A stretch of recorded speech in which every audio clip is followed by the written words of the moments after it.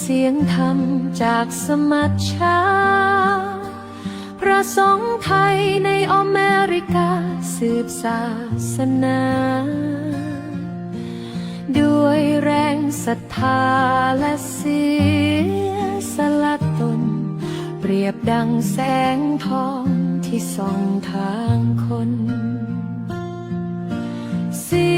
ยงธรรมตามสายสู่ดวงใจ ชาวพุทธสดใสคลายทุกภัยในชีวิต ขอให้เจริญในคุณความดี อริยสัจนี้บุญช่วยลา จากใต้อีสานเหนือสุดขอบฟ้า เสียงธรรมนี้นำพาความสุขมา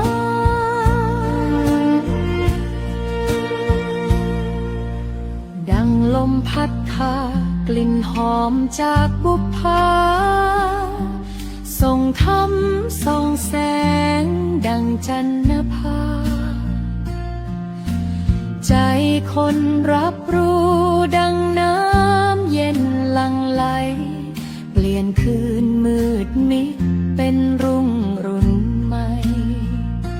ขอให้เสียงนี้ดังในใจยาวนานนำสุขสงบสู่ทุกแห่งสถานทุกคนร่วมใจในศรัทธาธรรมแสงทองส่องนำไม่จางไม่คลาย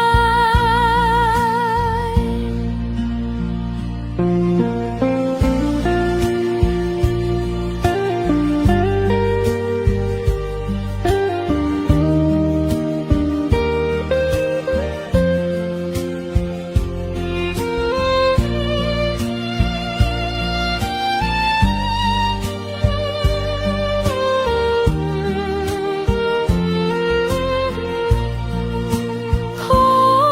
ให้เจริญในคุณความดี อริยสัจนี้บุญช่วยนำพา จากใต้อีสานเหนือสุดขอบฟ้า เสียงธรรมนี้นำพาความสุขมา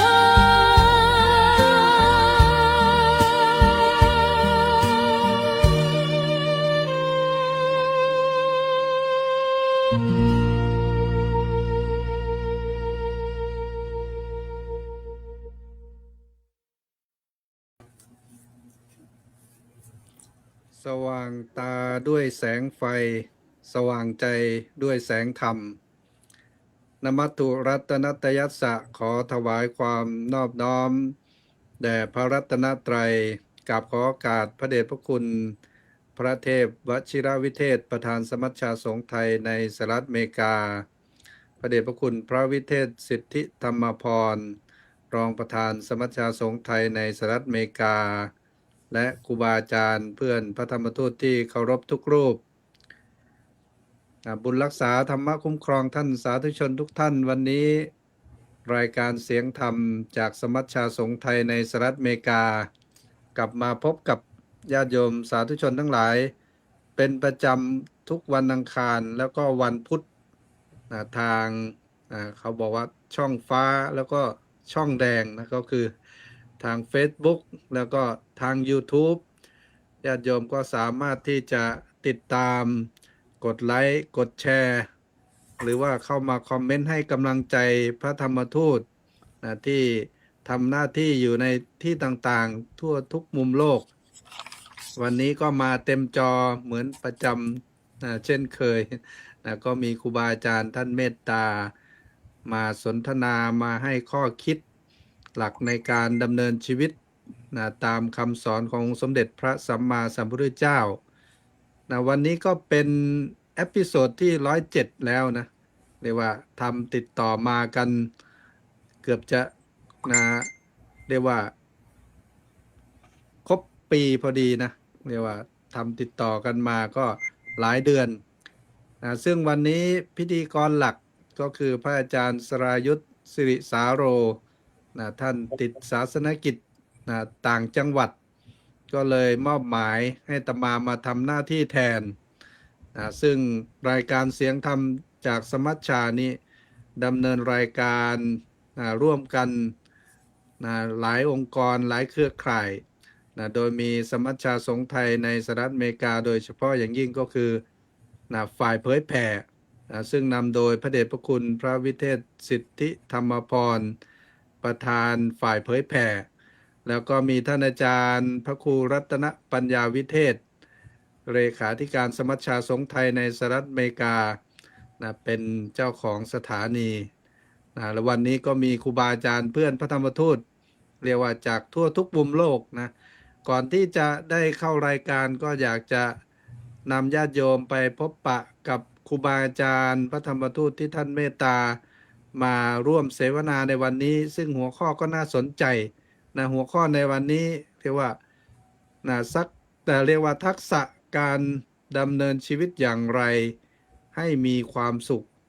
ในมุมมองของพระธรรมทูตต่างวัยเพราะว่ามีหลายวัยมากเรียกว่ามีเจนซีเจน X อะไรก็ไม่รู้อาตมาก็งงอยู่แต่ว่า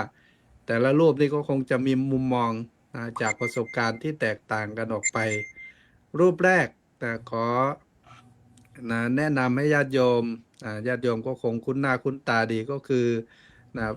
พระเดชพระคุณพระวิเทศสิทธิธรรมพรรองประธานสมัชชาสงฆ์ไทยในสหรัฐอเมริกา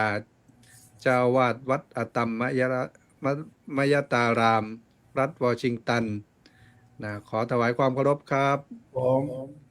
ครับ วันนี้พูดติดอ่างนิดหน่อยนะครับ เพราะว่าเมื่อวานนี้น้ำท่วมครับพระเดชพระคุณไปดูน้ำท่วมนะมันเป็นน้ำท่วมที่วัดที่ใกล้ๆกันครับผม อ๋อครับก็นี่ก็ว่าจะปรึกษาท่านอาจารย์เลขาธิการ เดี๋ยววันมะรืนท่านก็จะเดินทางมาดูสถานการณ์ว่าจะช่วยยังไงได้บ้างนะครับรูปต่อไปนะครับก็คือหลวงพ่อพระครูเกษมพิษโสพลวัดพิษโสภาราม จังหวัดอุบลราชธานีขอถวายความเคารพครับครับรูปต่อมานะครับตามที่ปรากฏในหน้าจอท่านอาจารย์พระครูรัตนปัญญาวิเทศหรือว่าหลวงพ่อกุ๊กไก่เลขาธิการสมัชชาสงฆ์ไทยในสหรัฐอเมริกาเจ้าอาวาสวัดรัตนปัญญาไม่แน่ใจว่าวันนี้หลวงพ่ออยู่ที่ไหนนะครับ เพราะว่าศาสนกิจท่านเยอะเหลือเกินถ้าเป็นฆราวาสนี่น่าจะมีเงินเป็นหมื่นล้านขอถวายความเคารพครับผม สาธุครับผมถวายความเคารพครับ ครับครับรูปต่อมานะครับ หลวงพ่อพระครูสุนทรธรรมนิเทศซึ่งท่านมาจากจังหวัดสตูลก็ถือว่าเป็นพระธรรมวิทยากรประจำรายการ ขอถวายความเคารพครับต่อมาข้างๆท่านอาจารย์พระครูสุนทรธรรมนิเทศก็คือท่านอาจารย์พระประหลัดประภาสปุญญธรรมโมวัดหัวจะเข้จังหวัดนครหัวจระเข้โอ้ห้วยครับผมห้วยจระครับเข้ห้วยจระ ขอไปครับผมห้วยจระเข้แหมอ่านไปอ่านมาอ่านผิดซะแล้ววันนี้ท่านก็ถือว่ามาเป็นประจำมาร่วมเสวนาในวันนี้ขอถวายการต้อนรับนะครับรูปต่อมานะครับท่านพระอาจารย์มหาวันลบอัคคธรรมโมพระธรรมทูตสายต่างประเทศประจำอยู่ที่วัดอตัมมยรไปกับน้ำ ตัมมยตารามรัฐวอชิงตันขอถวายความเคารพครับ ครับผม ข้างล่างที่ข้างๆผมฝั่งซ้ายมือก็คือท่านอาจารย์พระครูวินัยธรบุญยกรปิยศรีโรรองเจ้าวาดวัดไทยธรรมจาริกสังฆวิหารขอถวายการต้อนรับครับแล้วก็รูปสุดท้ายนะครับท่านพระอาจารย์มหาภูมิธรรมภูมิปาโลดีตอนนี้พระอาจารย์อยู่ที่จังหวัดนครราชสีมาใช่ไหมครับผมครับขอถวายการต้อนรับครับสำหรับหัวข้อในวันนี้ก็คือว่าทักษะในการใช้ชีวิตอย่างไรให้มีความสุขตาม ทัศนะหรือว่ามุมมองของพระธรรมทูตต่างวัยนะเพราะว่าทุกรูปนี่นะถือว่าเป็นพระธรรมทูตนะเป็นพระธรรมทูตในประเทศแล้วก็ต่างประเทศนะเพราะว่าทำหน้าที่นะของการสื่อธรรมได้อย่างดี ก็อยากจะนิมนต์พระเดชพระคุณได้เปิดประเด็นในวันนี้ครับ เรื่องทักษะเขาบอกว่าคำว่าทักษะนี่มาจากคำว่าสกิลนะเมื่อกี้นี่ได้คุยกับหลวงพ่อเกษมนะก็คือหลวงพ่อพระครูเกษมพิษโสพลคำว่าสกิลนี่เขาบอกว่านะต้องมีประสบการณ์ทำอย่างนั้นสม่ำเสมอต่อเนื่องอย่างน้อย 1,000 ชั่วโมง จึงจะเกิดเป็นคำว่าทักษะหรือสกิลครับผม ขอนิมนต์พระเดชพระคุณได้เปิดประเด็นในการสนทนาในวันนี้ครับ ขอถวายความเคารพครับ ครับขอถวายความเคารพพระเดชพระคุณพระเทพวชิรวิเทศประธานสมัชชาชาวไทยในสหรัฐอเมริกาวัดพุทธานุสรณ์พระเถรานุเถระเพื่อนพระธรรมทูตทั่วโลก และพระวิทยากรทุกรูปกับผมญาติโยมพุทธบริษัททั้งหลายทักษะในการใช้ชีวิตอยู่กับปัจจุบันให้มีความสุขเนี่ยมันที่จริงมันมีมากมาย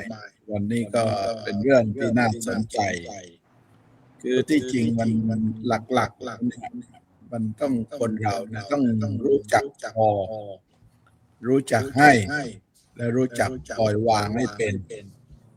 ถ้าเราไม่รู้จักพอรู้จักให้รู้จักปล่อยวางให้เป็นเนี่ยมันก็หาความสุขไม่ได้ถ้าภาษาวัยรุ่นเขาบอกว่าให้เราอยู่ให้เลยวันพฤหัสไปเนี่ยมันก็สุขแล้วมันก็สุขแล้วในภาษาวัยรุ่นในสำหรับอาจารย์ภูมิธรรมนะคือว่าเราอยู่ให้เลยวันพฤหัสไปแล้ววันศุกร์มันก็ตามมาเองนะวันนี้ก็อยากจะอาจารย์อภิชาติไม่มาผมอยากจะคุยธรรมะลึกๆนี่บางทีมันคนญาติโยมเขาน่าจะไม่มาแล้ววันนี้ผมจะเริ่มด้วยการ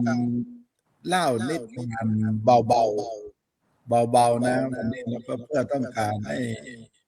ในพรรษาเนี่ยไม่อยากจะนำเรื่องหนักๆเบาเขาบอกว่านักเรื่องเนี่ยคือนักธุรกิจคนตกปลานักธุรกิจกับคนตกปลานะก็บอกว่ามีหนุ่มคนหนึ่งชอบมีคันเบ็ดจากประเทศไหนไม่รู้สวยงามมากมันไปนั่งตกปลาแล้วทีนี้มีนักธุรกิจมันเดินผ่านมาไอ้พวกนักธุรกิจเขาก็มองแบบธุรกิจ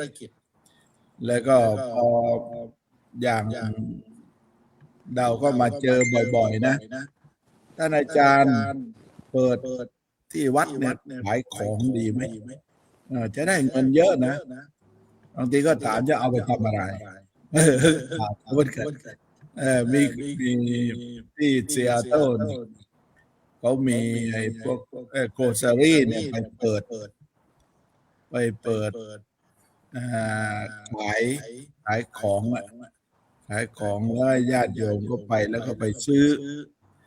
แล้วก็มีคนมาติดต่อที่วัดอาจารย์ขอหน่อยนี่ขอ2 วันนี่เสาร์อาทิตย์ขายของไม่เป็นไรอย่าเริ่มถ้าเริ่มเป็นเจ้าวาดในคนที่ลำบากที่สุดคือเจ้าวาดเพราะถ้าคนนี้เริ่มได้แล้วคนอื่นก็จะเริ่มอีกเป็นอย่างนั้นทีนี้ก็บอกว่าไอ้นักธุรกิจมันก็ถามว่าทำไมคุณไม่ไปซื้อเรือไม่ใช่คือไม่ทำไมไม่ไปหาอุปกรณ์ที่มันดีกว่าการตกปลาเนี่ยไอ้คนตกปลาเขาบอกว่าหาอุปกรณ์มาทำอะไรแล้วได้บอกว่าไอ้คนนักธุรกิจเขาบอกว่าคุณตกปลาได้เงินมาเยอะๆได้เงินเยอะๆไอ้คนตกปลาเขาบอกได้มาเยอะมาทำอะไรอีกทำอะไรอีกแล้วก็คุยกันไปคุยกันมาคุณได้เงินได้ปลามาเยอะๆคุณก็ไปเปิดโรงงานคุณว่าไปเปิดโรงงานทำผลิตภัณฑ์แปรรูปอะไรต่างๆเนี่ยแล้วก็ไอ้คนตกปลาเขาบอกเอาไปทำอะไร เอาไปทำอะไรแล้วทีนี้ก็อันนั้นก็บอกว่าคุณถ้าเปิดโรงงานประสบความสำเร็จเป็นเศรษฐีขึ้นมาแล้วคุณก็สามารถจะใช้ชีวิตแบบสบายใช้ชีวิตแบบสบายไปนั่งจะตกปลาที่ไหนก็แล้วแต่ก็ได้สบายชีวิตแบบสบายไอ้คนตกปลาก็บอกว่าก็เป็นชีวิตผมในปัจจุบันเนี่ยชีวิตผมในปัจจุบันคือนั่งตกปลาแบบสบายโดยที่ไม่ต้องไปหาอุปกรณ์ ไม่ต้องไปซื้อเรือไม่ต้องไปเปิดโรงงาน แล้วไม่ต้องไปทำอะไรเลยนี่ผมนั่งตกปลาแบบสบายเพราะฉะนั้นในชีวิตของเราที่เราจะอยู่ให้มันมีความสุขจริงๆเนี่ยมันก็อย่าลืมว่าอยู่กับปัจจุบันให้ได้ อยู่กับปัจจุบันแล้วก็ทำหน้าที่ของเราให้ดีที่สุด ดูแลสุขภาพของเราให้ดีที่สุด แล้วก็มีความสัมพันธ์ในชีวิตเมื่อวานประธานธรรมทูตกฤหัสถ์วิถีพุทธภาคพื้นอเมริกาเนี่ยมานั่งคุยสนทนาแกก็ตอนนี้ถ้าไม่คุยเรื่องเนเน่ไม่รู้จะคุยเรื่องอะไรแกก็คุยเรื่องเนเน่นี่แหละแกบอกว่าเนเน่เนี่ยที่ประสบความสำเร็จได้เนี่ยแล้วคุณพ่อเนี่ยสำคัญมากเราเห็นไหมคุณพ่อเนเน่เนี่ยเขาทำงานทำอะไรแต่ว่าทุกก้าวย่างของเนเน่เนี่ยพ่อเขาจะไปประจำทีนี้ประธานธรรมทูตกฤหัสถ์เข้ามาบอกว่าผมเนี่ยพลาดแล้วอาจารย์ว่าเรื่องอะไรบอกว่าผมเนี่ยไม่ค่อยได้ใช้ชีวิตไม่ได้ใช้ชีวิตกับลูกไม่ได้ผลักดันที่จริงลูกเนี่ยเขามีทักษะมีความสามารถเยอะนะแต่ว่าเขาก็ไม่ค่อยได้ใช้ชีวิตผลักดันให้ลูกนี่เป็นเรื่องหนึ่งนะที่เป็นเรื่องที่น่าคิดเพราะฉะนั้นในชีวิตครอบครัวญาติโยมก็หาวิธีการมีเวลาว่างบ้างที่เราจะนำครอบครัวไปเดินทางไปเที่ยวไปทานอาหารด้วยกันก็บอกว่าเราอย่ามีเวลาว่างสำหรับที่จะพาพ่อแม่ไปโรงพยาบาลส่วนมากเวลาพาไปโรงพยาบาลนี่จะว่างนะไปที่อื่นไม่ได้เลยนะไปอื่นไม่ได้แต่จะพาไปน้ำตกไปกินนั่นโน่นกินนี่ทำโน่นทำนี่อะไรเราจะไม่ค่อยว่างกันเพราะนั้นแล้วก็ที่สำคัญที่สุดก็มองโลกในแง่ดีครับผมว่านี่เป็นวิถีชีวิตที่เราจะอยู่อย่างมีความสุขได้ครับผมครับกราบขอบพระคุณพระเดชพระคุณพระวิเทศสิทธิธรรมาภรณ์นะครับหลวงพ่อบอกว่าให้อยู่กับปัจจุบันแล้วก็ทำหน้าที่ให้ดีที่สุดนะพูดถึงน้องเนเน่ด้วยนะรู้สึกว่ากำลังนะเป็นที่กล่าวขานถึงนะก็เป็นเด็กคนไทยคนหนึ่งที่มีความสามารถนะครับเพราะว่ารู้สึกว่าจะเดินทางมาประกวดนะที่อเมริกาด้วยนะเสียดายพระไปเชียร์ไม่ได้เนาะพระอาจารย์บุญยกร นะก็เลยต้องนะได้แต่ติดตามข่าวเนาะนะก็ถือว่าให้กำลังใจนะซึ่งกันและกันซึ่งกำลังใจก็เป็นสิ่งที่สำคัญวันนี้นะท่านอาจารย์พระครูรัตนปัญญาวิเทศเหมือนหลวงพ่อกำลังนะนั่งรอนะเพื่อที่จะบอกข่าวดีก็อยากจะนิมนต์หลวงพ่อพระครูรัตนปัญญาวิเทศก่อนนะครับเพราะว่าหลวงพ่อพระครูเกษมบอกว่าวันนี้นะหัวข้อมึนตึ๊บอุกอังเพิ่นบอกว่าอยากจะฟังครูบาอาจารย์รูปอื่นก่อนนะจะได้เก็บข้อมูลก็ขอนิมนต์ท่านอาจารย์พระครูรัตนปัญญาวิเทศก่อนครับผมนิมนต์ครับขอถวายความเคารพพระเดชพระคุณพระวิเทศสิทธิธรรมาภรณ์หลวงพ่อเจ้าคุณฤทธิ์แล้วก็ท่านอาจารย์พระครูเกษมแล้วก็พระเถรานุเถระทุกรูปนะครับที่ร่วมรายการวันนี้แล้วก็พระเถรานุเถระที่ติดตามรายการเสียงธรรมจากสมัชชาตลอดถึงญาติโยมทุกท่านเคยฟังหลวงปู่ปัญญาท่านบอกว่า ถ้าอยากมีความสุขก็ขอให้ทำทุกวันตั้งแต่ตื่นนอนไปจนถึงเวลาที่เราเข้าพักผ่อนอย่าให้จิตใจของเราเนี่ยไปกังวลเรื่องนั้นเรื่องนี้จนบางทีเนี่ยทำให้เราไม่มีโอกาสได้สร้างบารมีแล้วหลวงพ่อพุทธทาสท่านก็ย้ำบอกว่าถ้าอยากมีความสุขอย่าประยุกต์สิ่งต่างๆให้มันมีตัวให้มันมีตนจนบางครั้งเราทำอะไรไม่ได้แล้วก็สิ่งสำคัญก็คือในสังคมปัจจุบันเนี้ยดังที่พระเดชพระคุณท่านได้พูดเมื่อสักครู่นี้บอกว่าเราไม่มีเวลาที่จะอยู่กับคนในครอบครัวย้อนยุคในสมัยที่เราเป็นเด็กตื่นเช้าขึ้นมาในยุคที่เทคโนโลยียังไม่เจริญยังไม่มีหม้อหุงข้าวไฟฟ้ายังไม่มีอะไรทั้งนั้นลองนึกภาพดูลองนึกภาพดูพ่อแม่เราเนี่ยนำพวกเราตื่นตั้งแต่ตีสามตีสี่เราไม่รู้หรอกเวลาเราไม่รู้เวลาเลยสมัยนั้นไม่มีนาฬิกาด้วยพอถึงเวลาเนี่ยเราจะเห็นว่าคุณแม่ของเราคุณพ่อของเราไปก่อฟืนเพื่อที่จะหุงข้าวต้มแกงลองนึกภาพกว่าจะ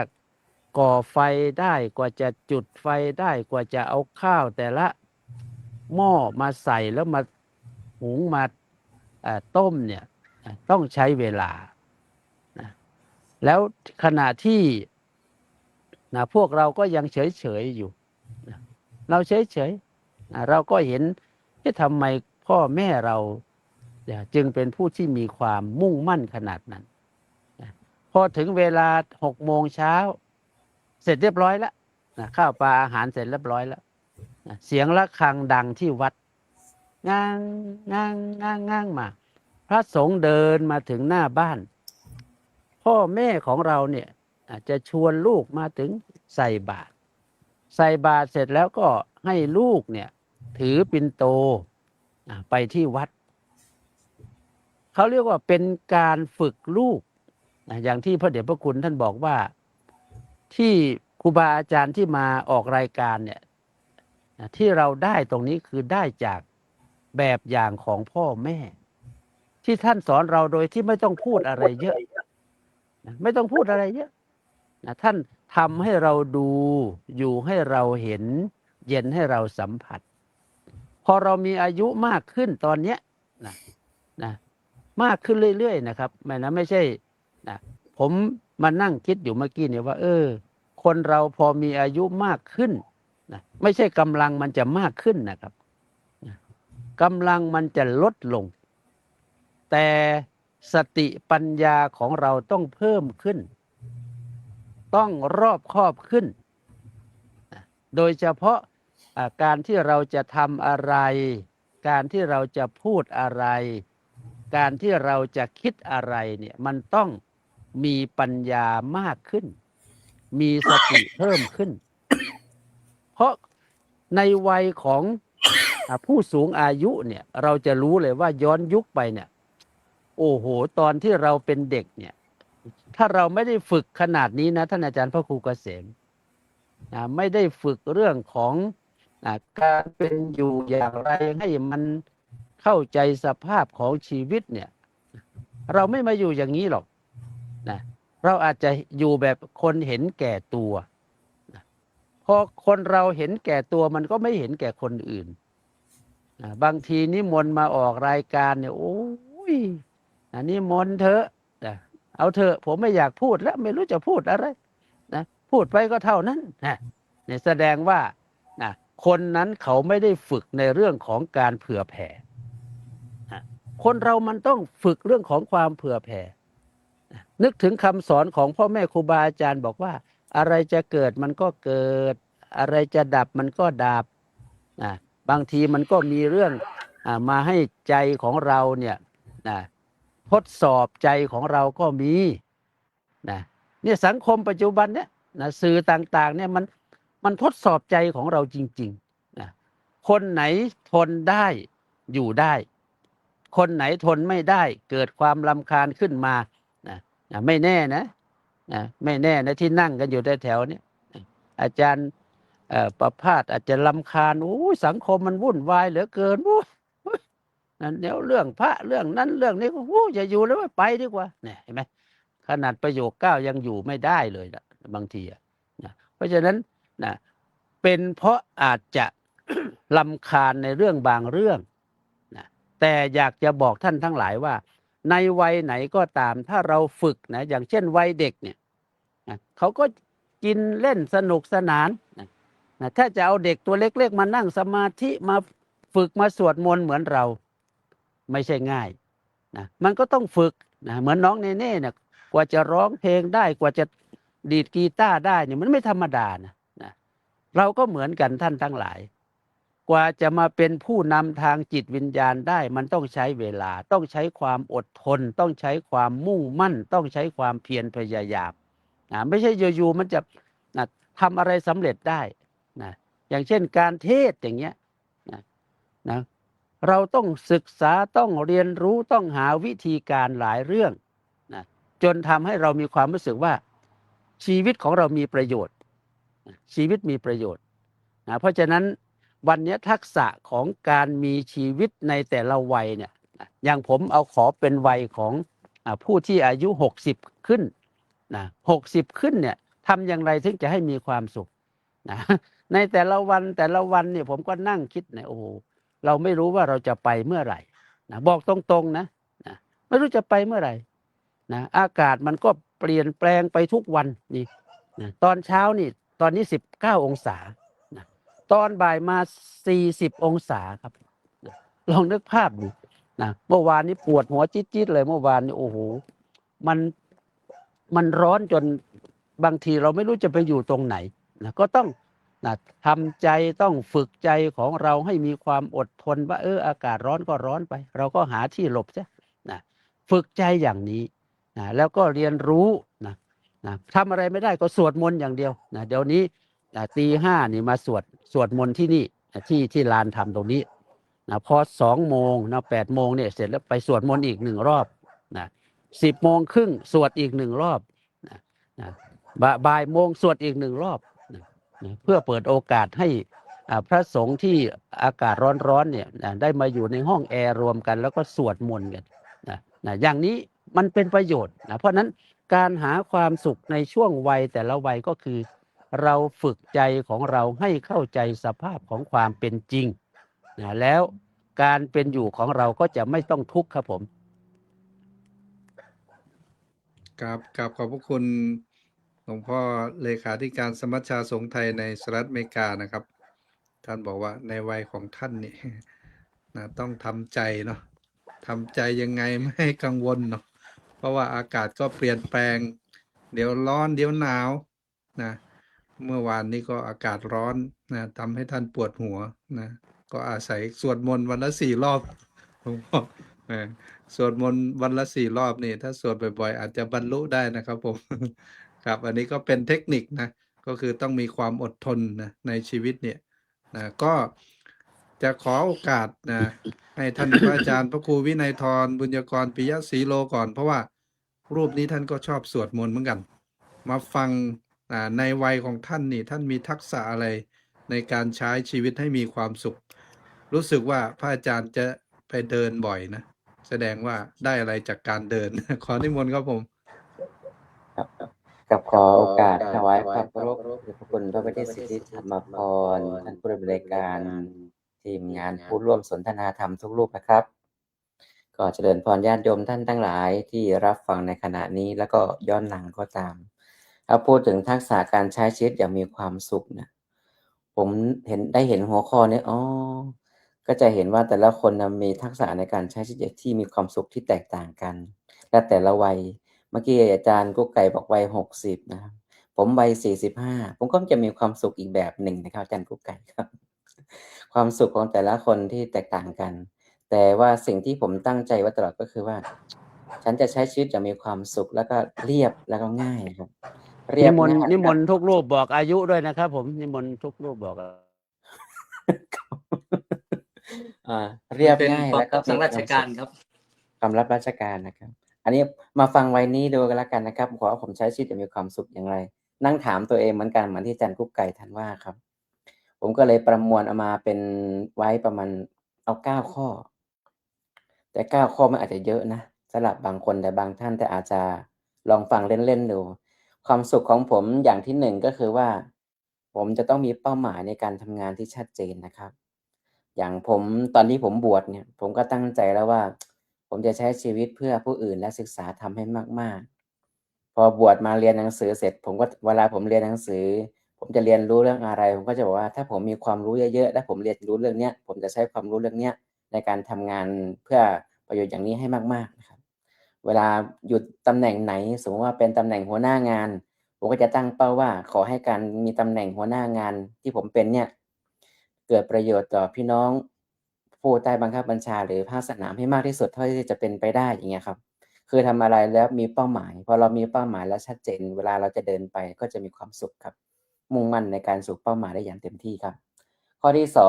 2เปลี่ยนอุปสรรคของเราเนี่ยให้เป็นโอกาสในการสร้างสรรค์ บางทีเราเจอปัญหามันทุกข์ครับมันเครียด แต่ว่าเราก็ต้องเปลี่ยนปัญหามาเป็นการสร้างสรรค์ คิดเป็นโครงการคิดเป็นพรอเจกต์คิดเป็นกิจกรรม คิดเป็นแผนงานขึ้นมานั่นก็คือเราจะมีทางออกให้เราเสมอไม่จมอยู่กับความทุกข์ไม่จมอยู่กับปัญหา ก็ต้องคิดสร้างสรรค์งานคิดโครงการมาตลอด อย่างตอนเนี้ยวัดผมกำลังมีปัญหาสภาพคล่องเรื่องเงินใช่ไหมครับสมมุตินะเรื่องจริงนะครับไม่ใช่สมมุตินะจ๊ะ ผมก็ต้องคิดพรอเจกต์แล้วว่าผมจะทำอะไรต่อครับคือมีทางให้ไปต่อแล้วก็มีความสุขในสิ่งที่ทำนะครับ อันที่3ครับ เราต้องเรียนรู้สิ่งใหม่ๆอยู่เสมอ ไม่ได้จมปากกับความรู้เดิมๆก็เรียนรู้พัฒนาสิ่งใหม่อยู่เสมอในชีวิตประจำวัน อย่างการที่มาออกรายการเสียงธรรมจากสมัชชาสงฆ์ไทยเนี่ยแล้วก็ทำให้ผมได้เรียนรู้ทำให้ผมได้ค้นคว้าข้อมูลใหม่ๆอยู่ตลอดนะครับเราก็จะมีความสุขในที่จะเติมความรู้ เติมปัญญา เติมความคิดใหม่ๆแนวคิดแนวทางใหม่ๆเข้าสู่สมองเราเรื่อยๆอย่างทุกวันนะครับเรียนรู้สิ่งใหม่ๆอยู่เสมอครับอันที่4ครับเทคโนโลยีให้เป็นประโยชน์ครับใช้เทคโนโลยีให้เป็นประโยชน์ทุกวันนี้เทคโนโลยีมาช่วยเราทำงานมากบางอย่างเนี่ยเราแก้ไขปัญหาอะไรไม่ได้แก้ไขปัญหาไม่ทันวันก่อนนิยมเข้ามาเขาคิดโปรเจกต์ธุรกิจของเขาครับเขาบอกว่าเมื่อก่อนถ้าเรานั่งคิดเรื่องแผนงานเนี่ยต้องใช้เวลาคิดเป็นวันแต่นี่ใช้เทคโนโลยีมาช่วยคิดเขาคิดเสร็จภายใน5นาทีไม่เกิน1ชั่วโมงเขาได้แผนงานออกมาชัดเจนเลยแผนงานธุรกิจเห็นไหมครับเทคโนโลยีมาช่วยทำให้เราทำงานได้ไวขึ้นแล้วก็มีความสุขได้มากขึ้นแล้วก็เห็นเป้าหมายได้ชัดเจนมากขึ้นนะครับ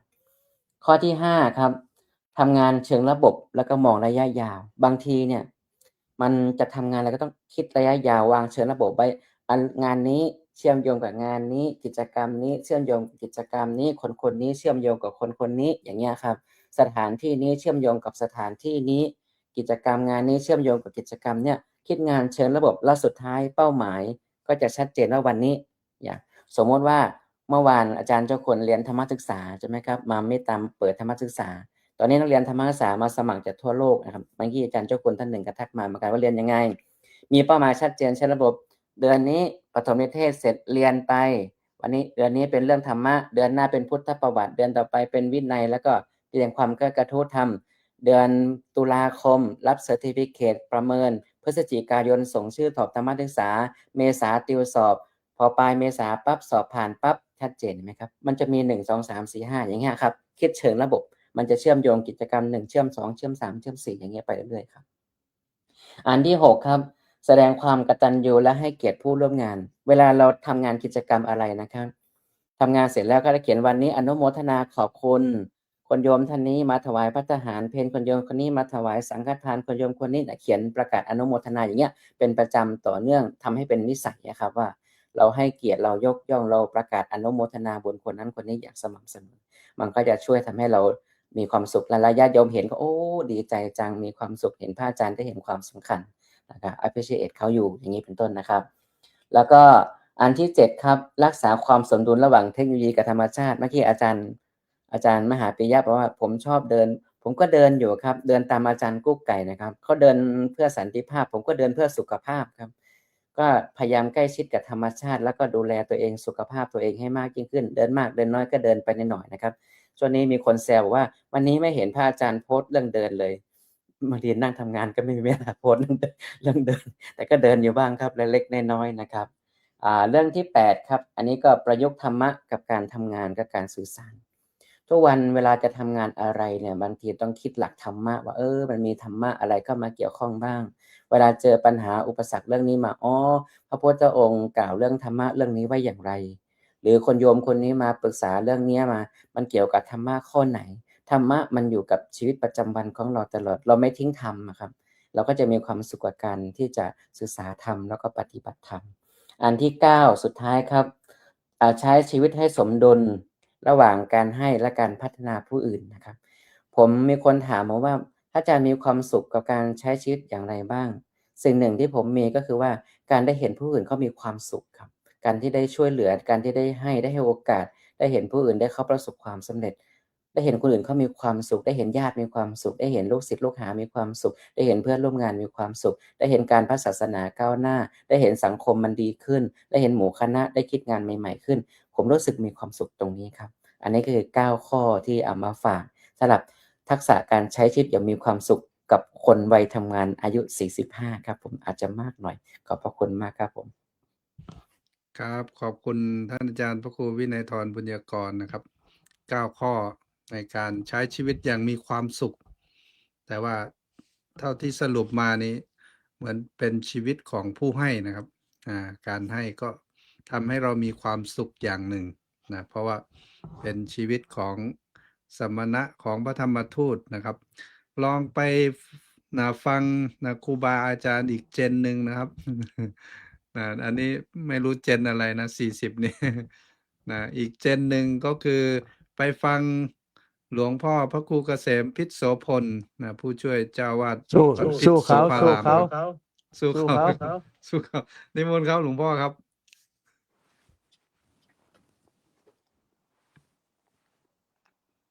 ขอความนอบน้อมแด่พระรัตนตรัยขอถวายความเคารพพระเทรานุเทระพระวิทยากรทุกรูป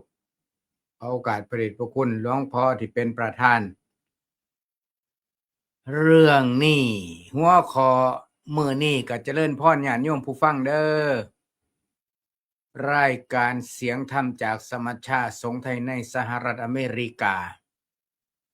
ค่ำคืนมื้อนี้เป็นค่ำคืนของ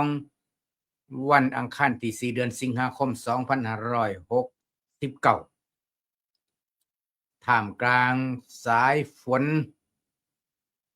อากาศอยู่ที่25-26 องศาหัวข้อเรื่องมื้อนี้เพิ่นบอกว่าทักษะการใช้ชีวิตอันนี้ก็สำหรับญาติโยมมือหวยมือเบอร์นี่เขาเบิ่นทักษะนะเอิ้นทักษะในทางลบ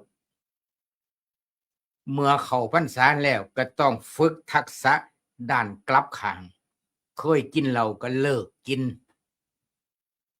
เลิกบ่มาให้เลิกเลยดอกความคิดพระก็ได้แต่คันเลิกเลยมารับรางวัลนำหลวงพ่อเจ้าคุณได้ คันเลิกหมายถึงว่าเลิกกินตลอดชีวิตนะแต่ถ้าเลิก3 เดือนมารับน้ำอาตมาก็ได้มีวัตถุมงคลมอบให้อย่างสวยหรูเอาเว้าเรื่องทักษะชีวิตสิใช้ชีวิตจังไดจังสิมีความสุขบางคนก็คิดว่ากินเหล้ามีความสุขบางคนก็คิดว่าได้ซื้อหวยแท่งหวยใต้ดินบนดินมีความสุขเบิดทางมันมักแบบนี้ก็มีแต่ว่ามันบ่แม่นความสุขที่แท้จริงมันเป็นความสุขแบบจอมปลอมมันเป็นเหยื่อล่อให้ไปสู่อบายส่วนมากสัตว์โลกนี่ก็สิติดสิ่งหลอกล่อเช่นเสียงเพราะรสหวานไอ้บ่หวานก็ได้ก็แค่น้ำเย็นนี่ก็ติดละโยมเลิกบ่ได้เยอะแยะน้ำบ่เย็นบ่มีน้ำแข็งกินไม่ได้อุ่นอันนี้ก็ความสุขของประเภท คนติดรถนะเคยฟังเสียงเพราะๆมาได้ยินเสียงห่างๆคือเสียงอาตมานี่ก็โอ้ยบ่เป็นตาฟัง อันนี้ก็เพราะติดยังติดในเสียง เอาละทักษะการใช้ชีวิตสำหรับกระผมเองหรือว่าอาตมานี่ก็โอ้เนาะคันสิออกตอนนี้ก็ได้ยินอาจารย์มหาปิยะเพิ่นว่าต้องนับเป็นพันชั่วโมงเพิ่นว่าผมก็นั่งเฝ้าไมโครโฟนอยู่นี่แหละมา22 ปีแล้วครับบ่ฮู้ว่าพ่อพันชั่วโมงหรือบ่ ทุกวันนะครับบ่มีมื้อเว้นจันทร์ถึงศุกร์ถึงอาทิตย์ วันละชั่วโมงเป็นอย่างต่ำแต่ว่ามันก็ยังบ่ทันเอิ้นว่าเป็นทักษะเพื่ออนาคต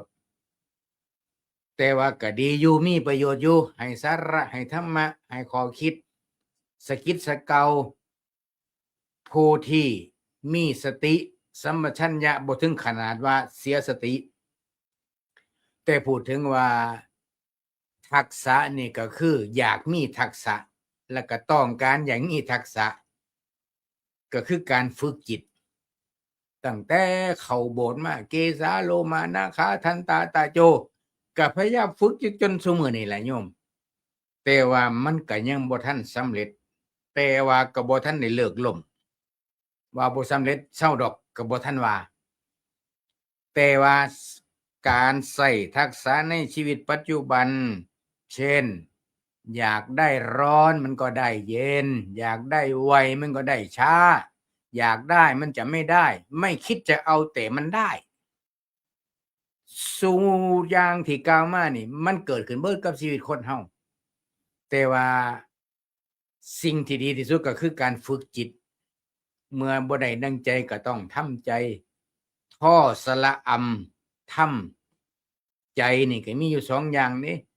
จอไอ้มสไลด์ไม่ม่วนจอจานนี่เอิ้นว่าใจคือกันการทำใจนี่แหละญาติโยมมันเป็นคำเว้า2คำเว้าง่ายๆแต่ว่าปฏิบัตินี่โอ้โหฟากตายก็บ่ได้มันเป็นเรื่องที่ยากมันก็เลยบ่ทันเกิดทักษะแต่ถ้าผู้ใดมีทักษะพอใจบ่พอใจก็นิ่งได้สงบได้นั่นแสดงว่ามีทักษะเกิดขึ้นแล้วอยากกินเหล้าเบรกได้ในพรรษานี่อดเอาซะก่อนนั่นก็แสดงว่ามีทักษะแล้วโยมมีบ่หรือว่าเป๊กมาแล้วจังมาฟัง อันนี้ก็เอิ้นว่ายังบ่ทันเป็นทักษะในทางบวกทักษะนี่ในที่นี้รายการนี่หมายเอาทางบวกเด้อโยมเด้อจังได๋ก็ฝากส่วนตัวนี่ก็คือว่าฝึกอยู่ตลอดเวลาถ้าหากว่ายังบ่นอนหลับนะคันหลับไปแล้วก็แล้วตื่นขึ้นมาก็ต้องฝึกมีสติสัมปชัญญะอยู่ตลอดเวลาหลักวิชาการทางพุทธศาสนาเพิ่นเอิ้นว่าเจริญสติปัฏฐาน4ต้องทำความเข้าใจทุกขั้นทุกตอนทุกหัวข้อมีจักข้อย่อยมีจักช่อยก็ต้องตามศึกษาไปเรื่อยๆจนกว่าเฮาสิมีทักษะก็เปรียบเหมือนกับอุปมาเหมือนกับญาติโยมผู้ที่เป็นมือกุกต้องโชว์ฝีมืออยู่ตลอดเวลานับตั้งแต่หน้าร้านสะอาดมีระเบียบมีเสน่ห์เครื่องใช้ของสอยต้องบ่ตกยุคต้องบ่มีการแตกลายง่าต้องใสสะอาดปิ๊งพวกจานพวกช้อนส้อมแล้วก็ฝีมือกูก็ต้องเนียบสะอาดเติมนั่นนิดเติมนี่หน่อยเพื่อให้อร่อยเหมาะเจาะกับแต่ละคนก็ต้องฝึกทักษะโยมอันนี้เอาสำเร็จซะก่อนในเบื้องต้น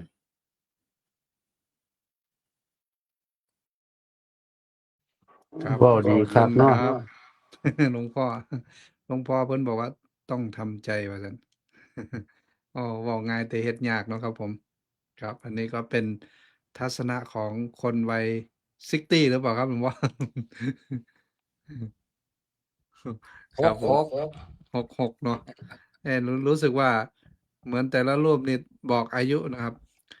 ลองไปฟังจากครูบาอาจารย์จากทางใต้บ้างดีกว่านะ อาจารย์พระครูสุนทรธรรมนิเทศนะจากจังหวัดสตูล ว่าท่านมีทักษะในการดำเนินชีวิตอย่างไรบ้าง ถือว่าเป็นพระธรรมทูตที่มีประสบการณ์ เพราะว่าท่านเดินทางไปศาสนกิจทุกทวีปเลย ขอนิมนต์พระอาจารย์ครับผม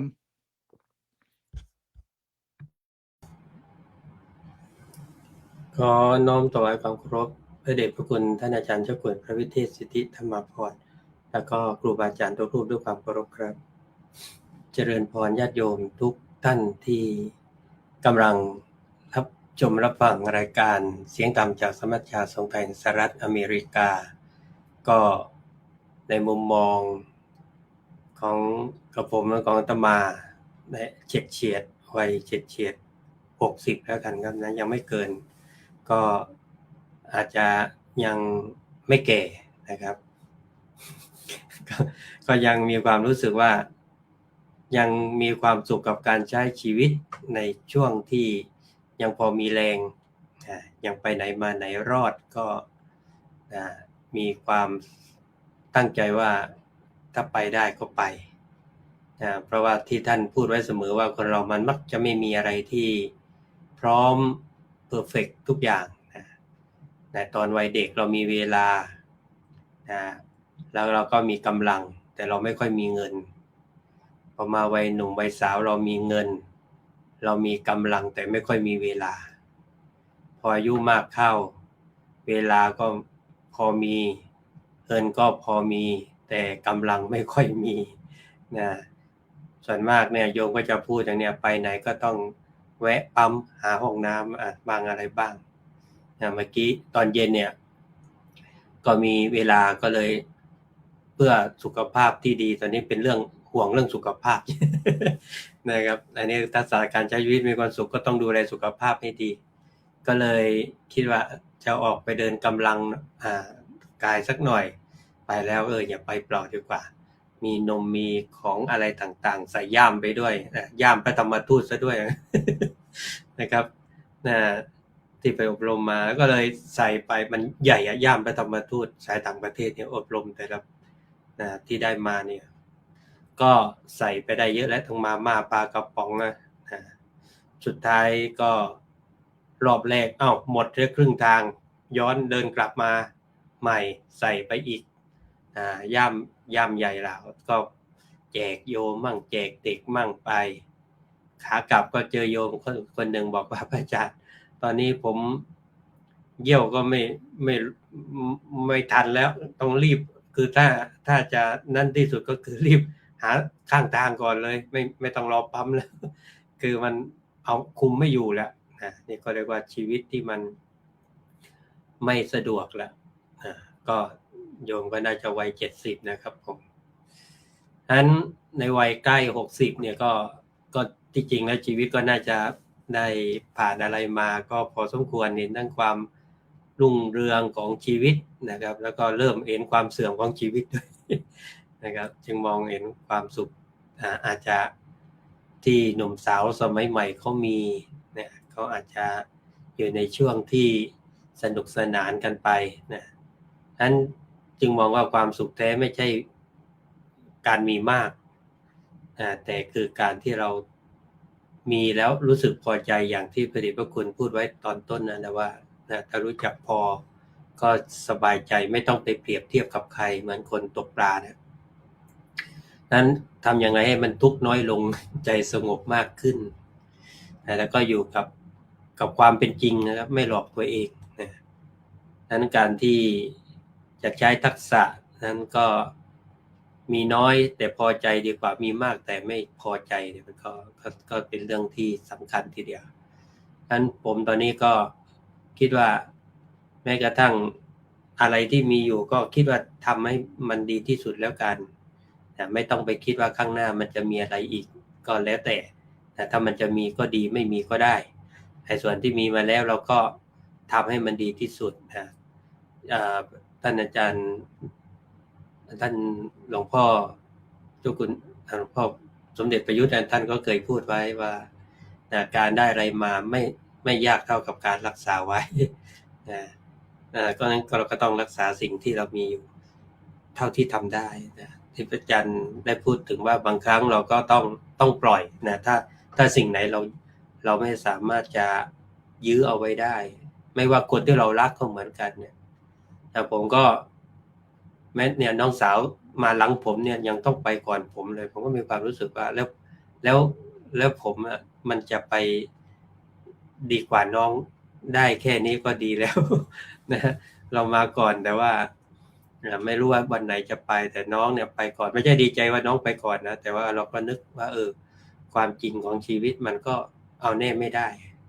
เนี่ยวันนี้ผมก็เห็นสภาพโยมพ่ออันนี้ก็หมอนัดไปเจาะเลือดนะตรวจเลือดเบาหวานไขมันความดัน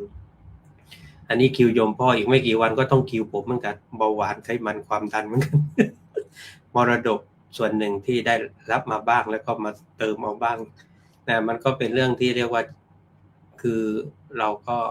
เข้าใจนะเห็นสภาพโยมพ่อวันนี้ในวัย87 ปีจะลุกก็ไม่ค่อยจะไหวแล้วต้องระวังนะจะเดินก็ไม่ค่อยจะสะดวกแล้วนะทุกอย่างก็เปลี่ยนแปลงไปฉะนั้นทักษะที่ดีคือการรักษาใจให้ดีที่สุดแต่ถ้าเรามีใจที่ดีเนี่ยมันก็จะทำให้เราพบว่าความทุกข์ส่วนใหญ่เราก็เห็นว่ามันเกิดจากใจที่เรารู้สึกเอาไปผูกกับภายนอกนะไปอิจฉาริษยาไปวิตกกังวลนะจึงควรจะกลับมาดูใจที่มีความรู้สึกให้เขาได้มีความสุขบ้างนะกับตัวเองนะกับสิ่งที่รอบข้างสิ่งที่มีอยู่นะอย่าไปเปรียบเทียบหรืออะไรกับภายนอกมากนะ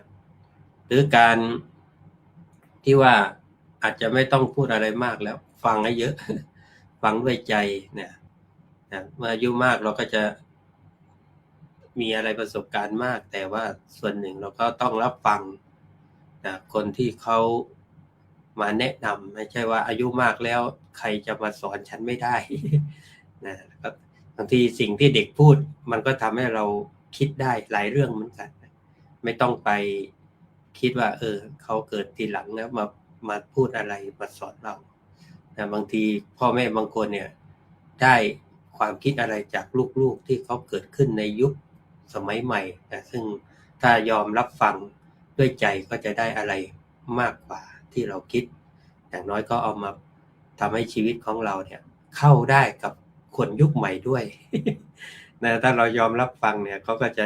รับฟังเราแต่ถ้าเราไม่รับฟังเขาก็ไม่รับฟังเราเหมือนกันเนี่ย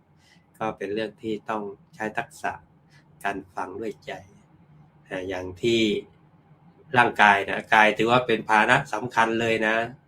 รถลาเนี่ยก็ถือว่าช่วยตัวช่วยแต่ว่าร่างกายของเราเนี่ยไม่มีรถเราก็ไปได้แต่ถ้าร่างกายไม่ดีก็ต้องอาศัยรถอย่างเดียว นั้นพระธรรมคำสอนพระเจ้านี่ก็สอนให้เราไม่ใช่ดูแลเรื่องใจอย่างเดียวก็ต้องดูแลกายด้วยนะพักผ่อนให้เพียงพอออกกำลังกายทานแต่ให้รู้จักประมาณนะใช้กายนี้เพื่อทำประโยชน์นะเมื่อกายแข็งแรงนะใจก็จะสามารถทำอะไรนะได้มากแต่ถ้ากายไม่ค่อยจะไหวใจถึงจะอยากทำนู่นทำนี่มันก็ทำได้ยากแล้วก็ทักษะในเรื่องการคบคนพอวัยย่าง60นี่ผมก็เริ่มเวลามีการพบปะเพื่อนฝูงก็คุยกันไปคุยกันมาเพื่อนก็หายไปหลายคนแล้วเหมือนกันนะแล้วบางทีก็ต้องไปเทศน์งานศพเพื่อนนะครับโอ้โหมีความรู้สึกว่าเขาก็แสดงว่าเราก็คงไม่นานแล้วเหมือนกันนะก็คิดไว้นั้นการที่เรามีเพื่อนรู้สึกว่าเพื่อนใหม่ๆมันก็มีนะครับแต่เพื่อนเก่าๆที่เราเคยมีอย่างน้อยก็ช่วยกันรักษาถนอมน้ำใจกันไว้นะก็เรียกว่าไปมาหาสู่เยี่ยมเยียนกันส่วนเพื่อนใหม่มีเพิ่มขึ้นมาบ้างก็เป็นการต่อยอดนั้นการที่เราอยู่ใกล้คนดีนะใจเราก็จะดีตามไปด้วยอยู่ใกล้คนที่คิดลบ เราก็ปล่อยจิตตกไปด้วยนะใจมันก็เหมือนมองง่ายก็บางครั้งก็ ถ้าไม่มีเพื่อนที่ทำให้เรารู้สึกมีความสุขได้ก็อยู่คนเดียวไปเลยนะอันทักษะในการเรียนรู้ว่าวันสุดท้ายจะมาถึงเนี่ยก็ให้คิดว่าถึงแก่แต่ก็ไม่หยุดในการที่จะพัฒนาชีวิตพระพุทธเจ้าสอนให้เราเป็นผู้ใฝ่รู้เสมอนะเราก็ยังมีโอกาสศึกษาธรรมะได้นะเรียนรู้อะไรใหม่ๆได้นะอย่าปฏิเสธในการที่จะเรียนรู้อะไรใหม่ๆในการเรียนรู้ทำให้เราเพิ่มทักษะชีวิตไม่รู้สึกว่าตัวเองเนี่ยมันตกยุค รู้สึกว่าตัวเองก็ยังสามารถจะพัฒนาได้แล้วก็เป็นที่ปรึกษาได้แล้วว่าถ้าวันไหนเราไปก็ยังทิ้งความอะไรทรงจำที่ดีไว้แล้วก็ในการเตรียมตัวนะผมก็มีความรู้สึกว่าตอนนี้เริ่มเตรียมตัวแล้วผมก็เตรียมตัวแก่ก็ไม่รู้ก็เริ่มนับตอนไหนนะแก่นะที่จริงก็นับตั้งแต่อยู่ในท้องแล้วแก่กี่เดือน นะจนกระทั่งแก่มาเรื่อยๆนะเด็กก็แก่ขึ้นเนี่ย60ไปนี่น่าจะแก่ลงแล้วแหละนะก็มันก็มีนะที่จริงมันก็แก่กันทุกวันนี่แหละความเจ็บก็เหมือนกันนะก็ไม่รู้ว่ามีโรคภัยไข้เจ็บมันจะเกิดขึ้นตอนไหนแล้วก็เพียงแต่ดูแลร่างกายให้มันแข็งแรงเท่าที่ทำได้แต่ถ้ามันเกิดต้องเจ็บก็ต้องยอมรับแล้วก็ไม่ใช่ว่ายอมรับโดยไม่ทำอะไรนะก็ปรึกษาหาหมอดูแลรักษากันไปถ้าหมอบอกไม่ไหวแล้วก็ตายก็ตาย ก็เป็นเรื่องที่ต้องระวังไว้ก็คือความไม่ประมาทนะครับตอนนี้ก็คือดูแลชีวิตด้วยความไม่ประมาทนี่ก็เป็นการใช้ชีวิตที่เหลืออย่างมีคุณค่าอะไรทำได้เพื่อประโยชน์ไม่ใช่เฉพาะผู้อื่นนะทำให้ตัวเองด้วยนะสร้างบุญสร้างกุศลอะไรที่ทำได้นะแล้วก็เราก็ไม่รู้สึกว่าชีวิตมันไร้คุณค่าอันนี้ก็เป็นส่วนหนึ่งในการที่คิดว่าถ้าเราถึงวัยนี้แล้วมันน่าจะวางลงปลงได้แล้วบ้างนะแต่ว่าจริงๆมันก็ต้องพยายามนะมันคงจะแค่พูดไม่สำเร็จแต่จะได้ผลก็ต้องฝึกกันไปเรื่อยๆนะครับชาตินี้ไม่ได้ก็ชาติหน้าอีกครับผมทำต่อ ครับผมขอบคุณครับครับกับขอบคุณอาจารย์พระครูนะครับท่านให้ข้อคิดดีมากเลยโดยเฉพาะท่านบอกว่าทักษะที่ดีที่สุดก็คือการรักษาใจให้ดีที่สุดอันนี้เป็นคำที่ใช้ได้ตลอดกาลเนาะครับไปฟังครูบาอาจารย์จากนครปฐมบ้างนะครับ เห็นท่านเหมือนจะหาวหลายครั้ง กลัวท่านจะหลับก่อนนิมนต์ท่านพระอาจารย์ประหลัดประภาสนะครับนิมนต์ครับผม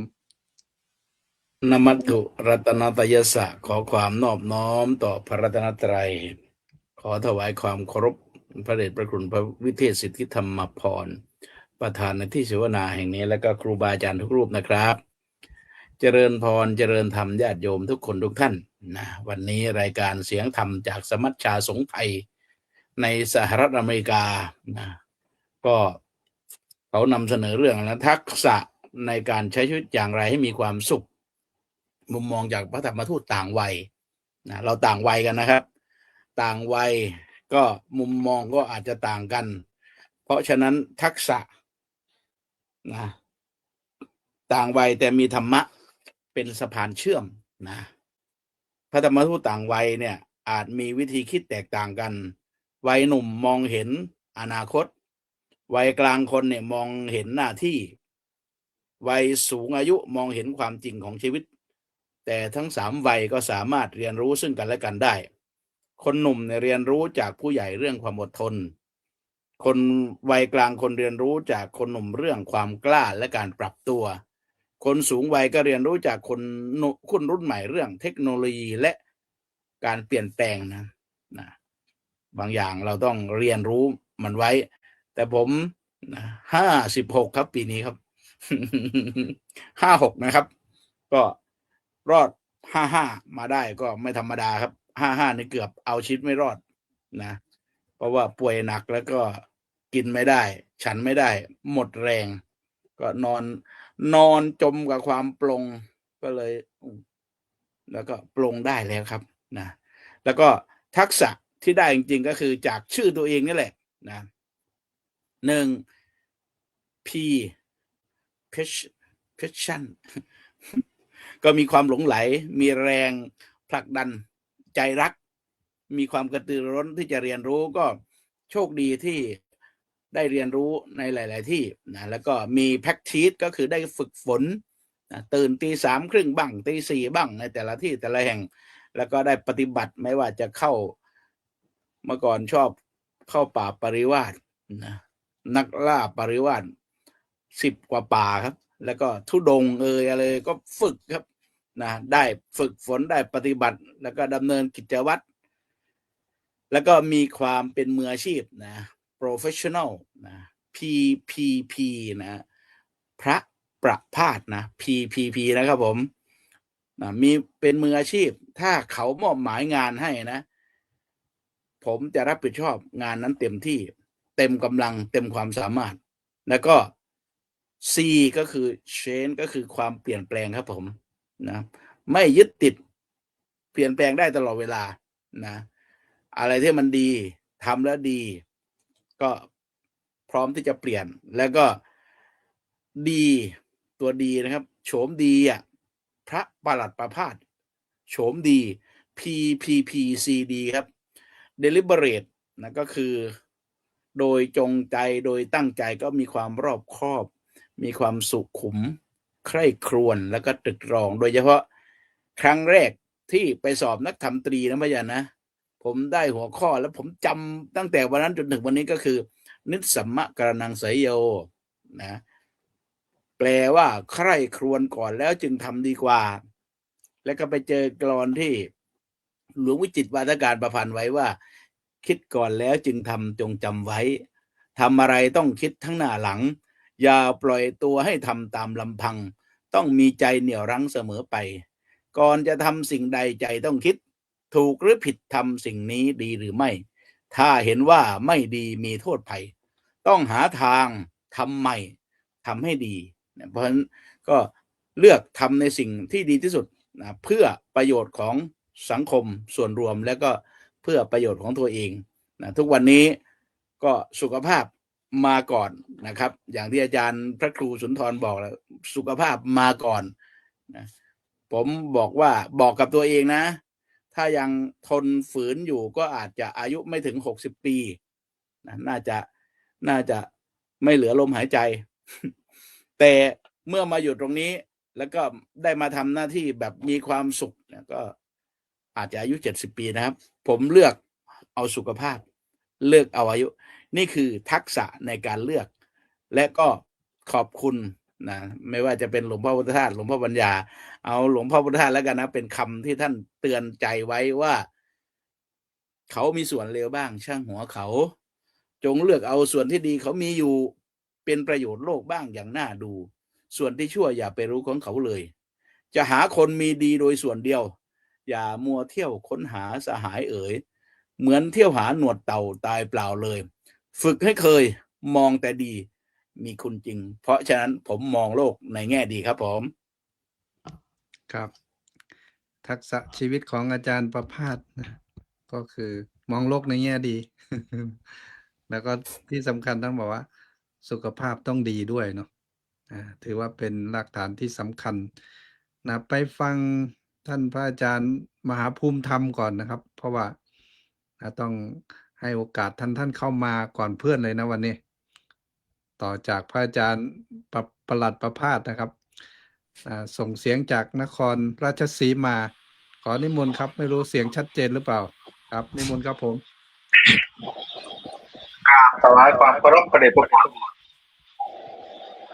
พระวิเทศสิทธิธรรมาภรณ์หลวงพ่อเจ้าคุณฤทธิ์เป็นองค์ประธานในวงสนทนาตลอดจนถึงครูบาอาจารย์ผู้ทรงคุณวุฒิทุกรูปด้วยความเคารพอย่างสูงยิ่งครับผมเจริญพรเจริญสุขสวัสดีดีจงมีแด่ญาติโยมญาติธรรมกัลยาณมิตรญาติธรรมทุกท่านที่เข้ามารับชมรับฟังรายการเสียงธรรมจากสมัชชาสงฆ์ไทยในสหรัฐอเมริกาแต่ละยุคแต่ละเจนแต่ละวัยในวันนี้ด้วยหัวข้อง่ายๆเลยนะโยมนะทักษะการใช้ชีวิตใ ให้มีความสุขในแต่ละเจนในแต่ละวัยยุคใหม่วันนี้ก็ดีใจมากๆที่ได้เข้ามาพูดในหัวข้อนี้ เพราะว่าหลวงพ่อเจ้าคุณฤทธิ์นี่ท่านอยู่ในยุคเบบี้บูมเมอร์นะโยมนะอยู่ในยุคเบบี้บูมเมอร์หลวงพ่อเจ้าคุณฤทธิ์หลวงพ่อพระคุณเกษมหลวงพ่อเลขาที่โลกต้องการเนี่ยอยู่ยุคเบบี้บูมเมอร์เลยส่วนอาตมาเองเนี่ยก็อยู่ในยุคเจน X คิดว่าเจน X เพราะฉะนั้นโยมความสุขแน่นอนคนทั้งโลกต้องการไม่ว่ายุคไหนสมัยไหนทุกคนต้องการความสุขนี่คือสิ่งที่สำคัญที่สุดเพราะฉะนั้นเราใช้ชีวิตอย่างไรให้มีความสุขวันนี้อาตมาจะไม่พูดเยอะจะไม่พูดมากเพราะอยู่นครโคราชอาตมานี่เป็นคนสองนครนะโยมนะนครศรีแล้วมาเป็นนครโคราชตอนนี้สองนครอยู่ที่อำเภอคงอำเภอคงนี่เป็นชื่ออำเภอแม่ด้วยความบังเอิญอาตมาจึงได้มาอยู่ที่นี่เพราะฉะนั้นทักษะการใช้ชีวิตง่ายๆเลยในยุคเจนของอาตมานะไม่ใช่ยุคของหลวงพ่อ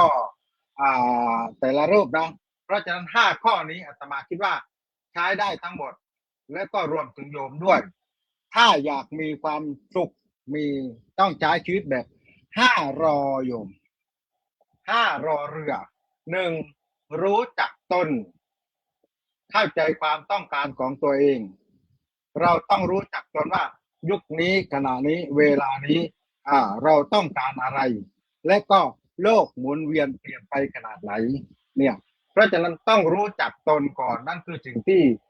ที่ทำให้เรามีความสุข 2. รู้จักพอนี่ถ้าไม่รู้จักพอนี่แน่นอนความสุขไม่มีเพราะอะไรเพราะเราตามใจกิเลสทุกยุคทุกสมัยทุกเจนไม่ว่าเจนไหนถ้ารู้จักพอเจอกับความสุขแน่นอนโยมในสัจจะในการใช้ชีวิต 3. รู้จักปล่อยไม่ยึดติดไม่ยึดติดกับหลายอย่างไม่ยึดติดกับการเปลี่ยนแปลงไม่ยึดติดกับอะไรทั้งสิ้นเพราะฉะนั้นเราต้องปล่อยไปถ้าเรายึดติดโยมชีวิตก็จะไม่มีความสุขเพราะอะไรเพราะการยึดติดสิ่งใดสิ่งหนึ่งเนี่ยแน่นอนตรงนั้นมันกลายเป็นว่าความภาวะพะวงความยึดมั่นถือมั่นแน่นอนชีวิตจะไม่มีความสุขเราต้องรู้จักปล่อยรอที่4แน่นอนโยมรู้จักให้เหมือนรายการเสียงธรรมจากสมัชชาสงฆ์ไทยในสหรัฐอเมริกาหลวงพ่อเลขาที่โลกต้องการพูดไว้แล้วโยมว่านิมนต์องค์นู้นองค์นี้องค์นั้นเข้ามาให้ธรรมะผัดเพี้ยนหมุนเวียนเปลี่ยนกันไปไม่มีเวลาไม่เข้าใจธรรมะเพราะฉะนั้นชีวิตจะไม่มีความสุขในเมื่อเราต้องการมีความสุขเราต้องรู้จักให้อะไรอยู่ทะมาโนปิโยโหติผู้ให้ย่อมเป็นที่รักให้ทำให้ทานให้กำลังใจให้คำปรึกษาและให้อภัยเนี่ยโยมชีวิตเราจะเจอกับความสุขไม่ว่ายุคไหนรวมถึงยุคเบบี้บูมเมอร์ด้วยนี่โยมเพราะฉะนั้นต่อไปรู้สุดท้ายเนี่ยรู้จักทำไม่ว่ารุ่นไหนต้องรู้จักทำธรรมะก็เปรียบเสมือนน้ำโยมเหมือนน้ำแต่ละยุคใช้ภาชนะใส่ที่ไม่เหมือนกันแต่น้ำก็ยังคงเป็นน้ำอยู่จนถึง 2,569 ปีแล้วเห็นไหมโยมไม่ว่ายุคไหนธรรมะก็เปรียบเสมือนน้ำแต่ภาชนะใส่เนี่ยมันไม่เหมือนกันเลยแต่ละยุคแต่ละสมัยเพราะฉะนั้นนี่คือหลักการใช้ชีวิตแบบ5 รอไม่ว่าเจนไหนโยมลองเอาไปปรับปรุงกับการใช้ชีวิตกับตัวเราเองแล้วโยมจะมีความสุขรู้จักตนรู้จักพอรู้จักปล่อยรู้จักให้รู้จักทำในเมื่อถ้าเรารู้จักทำแล้วเราจะมีความสุขเพราะทำชี้แนะแนวทางให้เราดำเนินชีวิตไปในทางที่ถูกที่ต้องนะโยมนะเพราะฉะนั้นวันนี้เสี่ยงธรรมจากนครโคราชโยมเสี่ยงธรรมจากนครโคราชถ้าไม่เร่งตายนี่เดียวหลวงพ่อเลยฆ่าอีเซลต้องเร่งไปเสียก่อนคนรู้ใจกันโยมเพราะฉะนั้นลักธรรมในการใช้ชีวิต5 ข้อนี้หวังว่าเป็นประโยชน์กับโยม ไม่มากเลยก็ไม่น้อยลองปฏิบัติได้นะโยมนะชีวิตมีความสุขแน่นอนกราบสาธุครับผม แรงดีจังนะแรงดีใช้ได้ สาธุนะอ่าน่าจะพูดภาษาโคราชนะครับ หรือว่าเพิ่งไปอยู่ ยังแร่งภาษาโคราชไม่ได้เนาะท่านอาจารย์นะภูมิธรรมบอกว่า ตนพอปล่อยให้ธรรมะว่านะ ก็คือต้องรู้จักรอเรือ5 รอนะ ก็ถือว่าเป็นการสรุปที่ดีนะในการใช้ชีวิตอย่างมีความสุขนะไปฟังนะจากเมืองสตาร์บัคบ้างดีกว่านะว่าพระอาจารย์ท่านมีทักษะหรือว่าวิธีการในการดำเนินชีวิตอย่างไรให้มีความสุข เพราะว่าผมก็ชอบไปฟังเวลาพระอาจารย์ท่านไปตรงไหนแล้วท่านอัดธรรมะมา เสียงท่านก็เพราะนะบรรยากาศก็ดีนะวันนี้ท่านมีอะไรดีๆมาฝากญาติโยมขอนิมนต์ท่านอาจารย์พระมหาวันลบอัคคธรรมโมครับขอนิมนต์ครับผม ครับกลับครับผมกลับขอโอกาสครูบาอาจารย์ทุกๆรูปด้วยความเคารพอย่างสูงครับ และก็ขอเจริญพรให้ญาติโยมที่รับรายการทุกท่านที่จริงวันนี้เนี่ยญาติโยมได้รับเทคนิควิธีการในการใช้ชีวิตอย่างมีความสุขหลากหลายเจนหลากหลายช่วงอายุวัยหลากหลายวิธีการหลากหลายเทคนิคถ้าจำได้และก็นำไปปรับประยุกต์ใช้เนี่ยเอามามองว่าทุกท่านจะ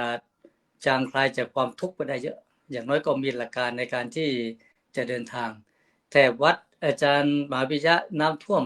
แถวผมตอนนี้ก็กำลังเผชิญไฟไหม้เหมือนกันนะครับแต่ว่าอยู่ไกลไปหน่อยเพียงแต่ว่าก็มาถึงคือกลิ่นฟันเข้ามาฟันมาถึงมันมีปัญหาสำหรับคนที่เป็นภูมิแพ้วันก่อนตื่นขึ้นมาตอนเช้าก็มีความรู้สึกทำไมรู้สึกวันนี้ปวดหัววันนี้รู้สึกเหมือนกับร่างกายมันมีอะไรผิดปกติก็นึกไปถึงอาหารที่ญาติโยมทำมาถวายใครทำอะไรผิดยังไงกับโรคในร่างกายเราหรือเปล่าดูไปดูมาน่าจะมาจากผลของการที่มีไฟไหม้เข้าไปดูในคลิปในอะไรแล้วโอ้โหเป็นเรื่องที่น่ากลัวเหมือนกันเพราะไม่ไหม้เฉพาะแต่ป่าลามไปถึงบ้านของคนอันนี้ก็เป็นภัยที่เกิดขึ้นได้เป็นภัยธรรมชาติทีนี้ไม่ค่อยมีอากาศแห้งแล้งแต่เมื่ออะไรที่มันแล้งขึ้นมาเนี่ยมันแล้งแบบโอกาสที่จะเกิดไฟไหม้มีได้สูงมากอันนี้ก็มองภาพแล้วเมื่อวานดูคลิปตัวอะไรก็รู้สึกเป็นห่วงญาติโยมหรือว่าคนที่อยู่แถบนั้นที่หลักการวิธีการในการใช้ชีวิตให้มีความสุขหรือทักษะเนี่ยผมว่าแต่ละรูปแต่ละท่านก็มีความชำนาญหรือมีทักษะพิเศษเฉพาะตัวเพราะเราจะรู้เองว่าตัวเรามีวิธีการในการดูแลตัวเองให้มีความสุขได้อย่างไรโดยเฉพาะเรื่องของการเคลียร์ใจเคลียร์ความรู้สึกผมจะมีทักษะง่ายๆครับอาจารย์ในการใช้ชีวิตไม่ได้ซับซ้อนอะไรเลยง่ายๆอยู่4ประการหลักๆด้วยกันประการที่1ผมใช้คำว่าสันโดษอย่างถูกหลักการที่จะมีอยู่4ข้อนะสันโดษถูกหลักการอธิษฐานอย่างพุทธศาสตร์ระลึกชาติไม่ผิดธรรมเชื่อเรื่องกรรมอย่างไม่ทำร้ายตัวเองนี่4ประเด็น4ประการง่ายๆเลยสันโดษถูกหลักการคำว่าสันโดษในทางพระศาสนาในญาติโยมเราแปลว่าการยินดีพอใจในสิ่งที่เราอยู่ในสิ่งที่เรามีในสิ่งที่เราเป็นอย่างที่ครูบาอาจารย์เริ่มต้นจากอาจารย์เจ้าคุณได้กล่าวไว้ตั้งแต่เบื้องต้นแหละคือรู้จักคำว่าพอรู้จักคำว่ายินดีพอใจในสิ่งที่เรามีในสิ่งที่เราเป็นสิ่งเหล่านี้เป็นสิ่งที่สำคัญที่สุดเมื่อไหร่ถ้าไม่ยินดีไม่พอใจในสิ่งที่ตัวเองมีในสิ่งที่ตัวเองเป็นเนี่ยมันหาความสุขไม่ได้เพราะมันจะมีแต่ความปรารถนามักจะเอาตัวเองไปเปรียบกับคนอื่นเขามีอย่างไรเราอยากจะมีอย่างนั้นจนลืมดูความสามารถลืมดูโอกาสลืมดูศักยภาพที่เรามีที่เราเป็นในขณะนั้นเพราะคำว่าสันโดษมันจึงเป็นหลักตัวแรกเลยการยินดีพอใจในสิ่งที่เรามีในสิ่งที่เราเป็นมันเป็นต้นเหตุทำให้เรามีความสุขที่หลายคนที่หลักธรรมข้อนี้ในยุคหนึ่งเคยมีปัญหามีนักการเมืองบางท่านมองว่ามันเป็นหลักธรรมที่จะทำให้คนเราไม่พัฒนาตัวเองก็เคยสั่งพระห้ามเทศเรื่องความสันโดษด้วยซ้ำไปที่จริงยุคน่าจะเป็นนายกรัฐมนตรีท่านใดท่านหนึ่งของเมืองไทยแล้วกันหลายปีมาแล้วจนหลวงพ่อพุทธทาสต้องมาอธิบายให้ฟังว่าคำว่าสันโดษเนี่ยมันไม่ได้เป็นอุปสรรคต่อการพัฒนาประเทศชาติเลย พียงแต่ว่ามันเป็นความดีด้วยซ้ำเมื่อเรารู้ว่าเรามีศักยภาพเพียงใดเรามีความสามารถเพียงใดก็ยินดีพอใจในความสามารถในศักยภาพในขณะนั้นแต่ไม่ได้ให้หยุดการพัฒนาสมมุติว่าเราจบปริญญาตรีมีความรู้ในระดับปริญญาตรีไปทำงานในบริษัทแห่งหนึ่งเขาให้เงินเดือนตามจำนวนหรือตามวุฒิตามความสามารถของคนที่มีความปริญญาตรีสมมุติว่าเป็นเงินไทยเดือนละ 15,000 ในขณะที่เรามีความรู้แค่นี้มีศักยภาพมีความสามารถแค่นี้จงยินดีพอใจในขณะนั้นเวลานั้นแต่ในขณะเดียวกันก็พัฒนาตัวเองไปเรียนเพิ่มเติมไปฝึกทักษะเพิ่มเติมจนถึงวันหนึ่งความรู้เราเพิ่มจากปริญญาตรีไปเป็นปริญญาโทหรือความชำนาญงานมีมากขึ้นเขาก็ปรับเงินเดือนจาก 15,000 เป็น 25,000 ท่านบอกว่าให้ตามไปยินดีกับเงินเดือนที่มันเพิ่มขึ้นมาเพราะความว่าสันโดษเนี่ยไม่ได้หยุดอยู่กับที่แต่จงยินดีพอใจในขณะใดๆก็แล้วแต่ที่เรามีความรู้แค่ไหนมีความสามารถแค่ไหนมีศักยภาพแค่ไหนเพื่อไม่ต้องการให้เราเป็นทุกข์กับสิ่งที่มันเกิดจากความปรารถนาอย่างไม่รู้จักจบของเราเพราะธรรมชาติของมนุษย์มันปรารถนาไปเรื่อยเห็นคนอื่นได้เงินเดือนเดือนละ 40,000 50,000 เราก็อยากจะได้ด้วยแต่ลืมดูว่าตนเองมีศักยภาพแค่ไหนมันตราบใดที่ศักยภาพยังพัฒนาไปไม่ถึงจงยินดีพอใจเพราะฉะนั้นเมื่อเราสร้างความยินดีสิ่งเหล่านี้ขึ้นมาได้เนี่ยชีวิตมันก็มีความสุขของเราอยู่กับความเป็นจริงไม่เพ้อฝันและไม่ไปทุกข์กับการเพ้อฝันจนเกินไปประการที่สองอธิษฐานอย่างพุทธศาสตร์คำว่าอธิษฐานในความหมายของกระผมเนี่ยหมายถึงการตั้งใจจะทำอะไรให้สำเร็จผมไม่ได้หมายถึงการไปจุดธูปอธิษฐานขอพรจากใครพรจากคนอื่นเป็นกำลังใจแต่ถ้าอยากจะปรารถนาความสุขปรารถนาความสำเร็จเราจงปรารถนาจากสิ่งที่เราตั้งใจทำเมื่อไหร่ที่เราตั้งใจทำอะไรและเราทำด้วยความจริงจังทำด้วยความจริงใจกำจัดอุปสรรคของสิ่งเหล่านั้นไปเนี่ยเมื่อนั้นโอกาสที่เราจะประสบความสำเร็จมันมีได้สูงแต่ถ้าเราไปอธิษฐานแบบขอพรจากสิ่งศักดิ์สิทธิ์เราไม่รู้ว่าจะได้เมื่อไหร่บางทีกลายเป็นการทำลายศักยภาพตัวเองไปเพราะฉะนั้นผมยินดีพร้อมใจที่จะใช้ศักยภาพตัวเองเพื่อแสวงหาความสุขให้กับตัวเองมากกว่าที่จะไปรอการดลบันดาลจากสิ่งศักดิ์สิทธิ์ทั้งหลายไม่ได้ดูถูกไม่ได้หมิ่นแต่มองว่าเมื่อเราไม่ช่วยตัวเองก็ไม่มีใครสามารถจะช่วยตัวเราได้มากเพราะฉะนั้นเราเริ่มต้นโดยการดูศักยภาพตัวเองและลงมือปฏิบัติการตั้งความปรารถนาเดินไปสู่เป้าหมายด้วยตัวเราเองสิ่งนี้จะเป็นหลักค้ำประกันว่าเรามีโอกาสที่จะประสบความสำเร็จมากกว่าการรอคอยผลดลบันดาลจากเทพใดๆทั้งสิ้นอันนี้ก็ตามความรู้สึกของกับผมเองนะครับตามความรู้สึกของอาตมาภาพเพราะฉะนั้นญาติโยมที่ชอบไปอธิษฐานชอบไปบนบานก็ทำตามอัธยาศัยของญาติโยมเพียงแต่ให้กลับมารู้เสมอว่าตนแลเป็นที่พึ่งของตนยกท่านเหล่านั้นไว้เป็นกำลังใจให้กับเราให้เป็นแรงเสริมแต่อย่าถือเป็นแกนหลักแกนหลักต้องอยู่ที่ตัวเราตั้งใจทำด้วยตัวเราเองเพราะฉะนั้นลึกชาติไม่ผิดธรรมเชื่อเรื่องกรรมไม่ทำร้ายตัวเองศาสนาพุทธเนี่ยสอนในเชื่อเรื่องกรรมแต่อาจจะมีหลายคนที่เชื่อเรื่องกรรมอย่างขาดสติปัญญาแล้วกลายเป็นการทำลายความสุขตัวเองเคยมีคนคนหนึ่งเขาประกอบธุรกิจและก็ประสบความล้มเหลวในเบื้องต้นก็มานั่งสนทนากันเขาก็บอกว่าผมคงจะทำอะไรไม่สำเร็จแล้วแหละครับพระอาจารย์เพราะว่าชีวิตผมเนี่ยเหมือนกรรมจากอดีตที่ทำไว้ผมคงจะทำอะไรไว้บางอย่างแล้วไม่ว่าผมจะทำอะไรผมก็คงจะไม่มีความสุขไม่มีความสำเร็จหรอกเพราะคงจะทำกรรมที่ไม่ดีไว้ผมบอกว่าโยมจะไปคิดอย่างนั้นสิพระพุทธเจ้านี่สอนให้เชื่อเรื่องกรรมก็จริงไม่เคยสอนให้สิโรราบกับกรรมกรรมปัจจุบันที่เราทำด้วยความตั้งใจเนี่ยมันสำคัญที่สุดกรรมจากอดีตที่เราเคยทำมาเนี่ยเรารู้ไม่ได้ว่าเราทำอะไรมาบ้างแต่ถ้าปัจจุบันเราตั้งใจดีเรามีกุศลจิตเรามีความขยันเรามีความปรารถนาที่เป็นกุศลแล้วเนี่ยเราลงมือทำให้เต็มที่กรรมปัจจุบันที่ทำด้วยจิตที่ประกอบด้วยศรัทธาที่แท้จริงเนี่ยมันมีอานิสงส์มากกว่ากรรมจากอดีตเพราะฉะนั้นเราทุกคนเปลี่ยนแปลงกรรมได้ผมจึงจะไม่เชื่อเรื่องกรรมในลักษณะที่ว่าเอามาทำร้ายตัวเราว่าอดีตเราเคยทำกรรมเช่นนี้ไว้กรรมนี้จะส่งผลให้เราไม่เจริญเติบโตให้เราไม่มีความสุขไม่ใช่ กรรมจากอดีตที่เราทำไว้ส่งผลให้เรามีความทุกข์เราแค่รับรู้และก็แก้ไข ส่วนกรรมในปัจจุบันที่จะสร้างชีวิตให้มันมีความสุขขึ้นเนี่ยเราเริ่มคิดเริ่มทำด้วยตัวเราเองได้ทุกขณะทุกเวลาอย่ายอมแพ้เพราะเมื่อไหร่ที่เราฝากชีวิตไว้กับกรรมจากอดีตทั้งหมดจนไม่กล้าที่จะพัฒนาตัวเองเนี่ยเราจะสร้างกรรมดีกรรมใหม่ๆขึ้นมาได้อย่างไรอันนี้คือสิ่งที่สำคัญที่สุดเพราะฉะนั้น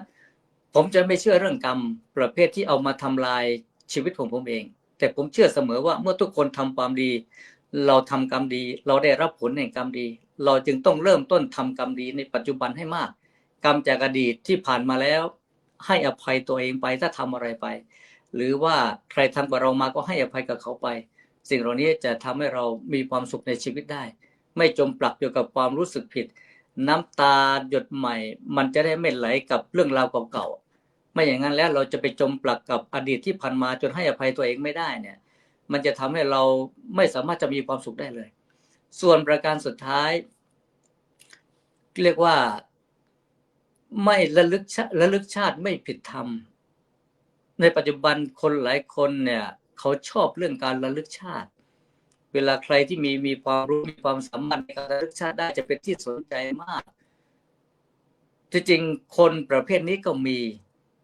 ในลักษณะไหนสำหรับครูบาอาจารย์ที่ท่านเจริญพระกรรมฐานจนท่านสำเร็จผลเช่นนี้ท่านก็สามารถจะระลึกตามไปได้แต่ผมเคยย้อนกลับมานึกถึงตัวเราว่าถ้าเราซึ่งไม่มีความพร้อมและเราสนใจแต่เรื่องอดีตชาติที่ผ่านมาเนี่ยเราจะได้อะไรสมมติว่าผมระลึกชาติได้ว่าชาติที่แล้วเนี่ยมหาภูมิธรรมเคยยืมตังค์ผมไปเนี่ยในขณะที่อาจารย์มหาภูมิธรรมแกจำไม่ได้เนี่ยแล้วผมจะไปทวงกับใครอ่ะเดินไปเจอหน้าอาจารย์ภูมิธรรมถามอาจารย์อดีตชาติอาจารย์เคยยืมตังค์ผมไว้เนี่ยอาจารย์คืนผมมาหน่อยผมมีสิทธิ์โดนต่อยได้เลยนะหรือว่าเราจำได้ว่าคนนี้เมื่อก่อนเคยเป็นแฟนของเราหรือคนนี้เคยแย่งแฟนของเราไปถึงไปชี้หน้าด่าเขาว่าไอ้คุณเคยอดีตชาติเคยไปแย่งแฟนของผมเนี่ยคือชาตินี้ต้องคืนแฟนผมมานะอะไรอย่างเนี้ยใครจะให้ความยุติธรรมแก่เราเรื่องนี้ได้โยมเพราะเราระลึกได้อยู่คนเดียวเพราะฉะนั้นคำว่าระลึกชาติที่ผมใส่ใจมากที่สุดคือระลึกย้อนไปปีที่แล้วเราทำอะไรสิ่งที่เราทำไปสิ่งที่เราพูดไปสิ่งที่เราปฏิบัติไปเนี่ยมันสร้างความสุขสร้างความทุกข์ให้กับเราให้กับคนรอบข้างมากแค่ไหนถ้าสิ่งเหล่านั้นสร้างความสุขทำต่อถ้าสิ่งเหล่านั้นสร้างความทุกข์ให้กับตัวเราเองให้กับผู้อื่นอย่าทำระลึกชาติไปถึงเมื่อวานระลึกชาติไปถึงวันนี้เราทำอะไรบ้างพฤติกรรมในสิ่งที่เราทำเป็นพฤติกรรมที่มีประโยชน์หรือมีโทษถ้ามันมีโทษอย่าทำเพราะว่าการระลึกชาติแบบนี้ระลึกย้อนไปจนถึงพฤติกรรมที่เราทำว่ามันส่งผลอะไรอย่างไรน่าจะเป็นเรื่องที่ทำประโยชน์ทำความสุขส่วนการระลึกชาติที่เกิดจากการปฏิบัติธรรมพอถึงวันนั้นจริงๆถ้าเราได้มาภูมิธรรมเราจะถึงจิตเราจะเข้มแข็งการระลึกชาติเรานั้นจะไม่ทำร้ายเราแต่คนที่ภูมิธรรมยังไม่ถึงแล้วไประลึกชาติได้คนเหล่านั้นจะมีความทุกข์กับการระลึกชาติมากกว่าความสุขที่จะพึงได้รับเพราะฉะนั้นก็ขอฝาก4ประการง่ายๆตรงนี้เรียกว่าสันโดษทุกประการอธิษฐานอย่างพุทธศาสตร์ระลึกชาติไม่ผิดธรรมเชื่อเรื่องกรรมไม่ทำร้ายตัวเองเมื่อเรายืนอยู่ในหลักทั้ง4ข้อนี้แล้วความสุขในชีวิตจะมีเราจะเป็นกลยุทธ์วิธีการอย่างหนึ่งที่จะทำตัวเราให้มีความสุขกับการใช้ชีวิตก็ขอฝากไว้เป็นแค่ฝากไว้เพียงแค่นี้ในเบื้องต้นฝากกลับครับผมครับขอบพระคุณพระอาจารย์มหาวันลบนะครับเรียกว่าเป็นหลักธรรมที่สำคัญในทางพุทธศาสนาเราจะได้มีทิศทางในการดำเนินชีวิตนะเมื่อกี้นี้มีญาติโยมจากอู่ทองนะฝากระลึกถึงครูบาอาจารย์แถวนี้นะก็ให้ท่านคุยกันเองนะครับครับนิมนต์ครับพระอาจารย์มหาพิชาติครับผมรูปสุดท้ายครับกราบถวายความเคารพเถระคณะพระธรรมวิทยากรทุกรูปซึ่งมีท่านอาจารย์เจ้าคุณพระวิเทศสิทธิธรรมพรเป็นประธานและก็ขอเจริญพรญาติโยมที่รับชมรับฟังอยู่ทั่วทุกมุมของโลกความสุขทักษะใช่ไหมเมื่อกี้บอกว่ามุมที่แรกตอนแรกเป็นมุมมองและเคล็ดลับของสุขของคนต่างวัย มาเป็นทักษะอาจารย์เจ้าคุณท่านเปรยว่า น้องเนเน่เก่ง นะเพราะว่าได้พ่อคอยสนับสนุน แต่ผมมองไปถึงว่าน้องเนเน่เก่งนะเพราะว่ามีทักษะด้านดนตรีทักษะในการคือเล่นอย่างที่อาจารย์ครูเสบอกว่าต้องเป็นพันครั้งถึงจะเรียกว่ามีทักษะมีสกิลมีความชำนาญดังนั้นความทักษะความสุขก็เช่นเดียวกันนะทักษะความสุขก็เช่นเดียวกันต้องฝึกนะต้องอาศัยการฝึกบางคนมองเรื่องไม่เป็นเรื่องก็มีความสุขได้นะฮะบางคนมีความสุขอยู่กับความทุกข์ได้นะอาจารย์พระครูกู้ไก่ถ้ามีทักษะในการอยู่กับความร้อนบ่อยๆนะก็จะสุขได้ง่ายๆนะฮะเวลาร้อนมาก็ไม่ร้อนมาก็ไม่ทุกข์นะฮะเพราะฉะนั้นจริงๆแล้วทักษะของความสุขเนี่ยผมเคยพูดไว้คลิปก่อนนั้นนะครับว่าที่จริงแล้วความสุขไม่มีนะครับที่จริงแล้วความสุขไม่มีแต่ความทุกข์น้อยนะมีแต่ความทุกข์น้อยเมื่อเราทุกข์น้อยเมื่อไหร่ก็จะมีความสุขนั่นก็หมายความว่าถ้าเรามีทักษะหรือมีมุมมองในการมองความทุกข์นะฮะมีทักษะมีมุมมองในการมองทุกข์หรือว่ามีทักษะในการอยู่กับความทุกข์หรือว่าปฏิบัติต่อคนทุกข์ได้เราก็จะมีความสุขโดยปริยายเหมือนที่ผมยกตัวอย่างว่าทำไมเขาวัดความร้อนเขาจึงใช้คำว่าอุณหภูมินะอาจารย์มหาปิยะทำไมเขาวัดความร้อนเขาจึงใช้ว่าอุณหภูมิแปลว่าพื้นที่ที่มันมีความร้อนเท่าไหร่อุณหภูมินะอุณหภูมิแปลว่าพื้นที่ที่มีความร้อนเท่าไหร่กี่องศาทำไมเขาไม่ใช้ทำไมในเอกราชทำเป็นเมืองหนาวทำไมไม่ใช้สีตภูมิทำไมไม่วัดความเย็นทำไมไม่วัดว่าพื้นที่ความเย็นมีเท่าไหร่มีแต่บอกว่าพื้นที่นั้นร้อนบวกเท่าไหร่ร้อนลบเท่าไหร่เพราะฉะนั้นความทุกข์ก็เช่นเดียวกันทุกสุขไม่มีนะความสุขไม่มีสุขเหมือนความเย็นนะสุขเหมือนความเย็นที่จริงไม่มีแต่ความร้อนมากร้อนน้อยร้อนมากก็เย็นน้อยร้อนน้อยก็เย็นมากทุกข์มากก็สุขน้อยทุกข์น้อยก็สุขมากลืมบอกไปว่าผมอายุ50แล้วนะครับถ้าเส้นชัยอยู่ที่อนุสาวรีย์ชัยสมรภูมินะฮะถ้าเส้นชัยอยู่ที่ปลายชีวิตบ้านปลายเป้าหมายชีวิตอยู่ที่อนุสาวรีย์ชัยสมรภูมิซึ่งอยู่ใกล้ๆวัดที่ผมอยู่ประจำที่เมืองไทยตอนนี้ผมก็เข้าสู่ดอนเมืองแล้วเลยหลัก4เข้ามาแต่ก็ยังหลายสถานีนะครับเหลือบางเขนเหลือบางเขนเหลือสะพานควายลาดพร้าวสะพานควายสุทธิสารดินแดงแล้วก็ถึงอนุสาวรีย์ชัยสมรภูมิ เดือนนี้ก็จะ51แล้วครับเดือนนี้51ความสุขของผมนะผมมองชีวิตผมย้อนหลังไปอันนี้เป็นมุมแล้วกันวันนี้เพราะได้ครูบาอาจารย์พูดเยอะแล้วผมก็จะพูดในมุมของผมว่าผมมีความสุขยังไงในทักษะหรือว่ามุมมองทำอย่างไรตัวเองมีความสุขผมย้อนไปเมื่อกี้เนี่ยอาจารย์สุเมธเพื่อนกันที่อยู่อู่ทองบอกว่าลูกศิษย์ลูกหาที่อู่ทองคิดถึงนะครับผมไปอยู่ที่อู่ทองวัดแรกเกิดที่อุดรแรมรอนไปอยู่สุพรรณเกือบมาเสียพรหมจรรย์ที่บางกอกถูกหลอกให้มาอยู่ที่วัดพุทธจักรที่อเมริกานี่นะ3-4 วัดที่ผมไปอยู่นะผมอยู่วัดอู่ทอง8 ปี 9 ปี มาอยู่วัดสร้อยทองที่กรุงเทพ4 ปี 5 ปีแล้วก็วัดทัศนารุณที่อยู่ปัจจุบันเนี่ยนานที่สุดจนถึงปัจจุบันแล้วก็มาอยู่วัดพุทธจักรนี่2 ปีนะฮะปีนี้เข้าปีที่3มองย้อนหลังชีวิตของตนเองนะมีแต่งานทั้งนั้นเลยทำแต่งานตั้งแต่เป็นเนนผมสร้างชื่อจากการทำงานนะฮะผมไม่ได้เอางานสร้างผมไม่เอาชื่อไปสร้างงานนะผมไม่เอาชื่อไปสร้างงานแต่ผมเอางานสร้างชื่อผมไปอยู่ทองจากมาก็ด้วยความรักความอาลัยมาอยู่วัดสร้อยทองจากไปก็ด้วยความรักความอาลัยมาอยู่วัดพุทธจักรมาอยู่วัดทัศนารุณมาอเมริกาก็มาด้วยความรักความอาลัยญาติโยมก็ห่วงใยแล้วอยู่วัดนวมินทร์กลับมาอยู่ที่นี่ก็ทุกคนก็รักก็ห่วงใยเพราะอะไรเพราะงานสร้างชื่อบางคนก็หาว่าผมเนี่ยทำไมทำงานเกินตัวทำไมทำงานอย่างผมก็บอกทุกคนว่าผมไม่ทำงานเกินตัวนะงานที่ผมทำนั่นคือผมดูความสามารถผมแล้วว่าผมทำได้นะ เพราะฉะนั้นผมจึงมีคติธรรมอย่างหนึ่งว่าในการทำงานว่าอันหนึ่งนะฮะที่เราจะรู้กันเลยตั้งแต่สอนหนังสือสอนเด็กที่เมืองไทยงานคือชีวิตนะฮะงานคือชีวิตชีวิตคืองานบรรดาลสุขทำงานให้สนุกเป็นสุขที่เมื่อทำงานนะครับ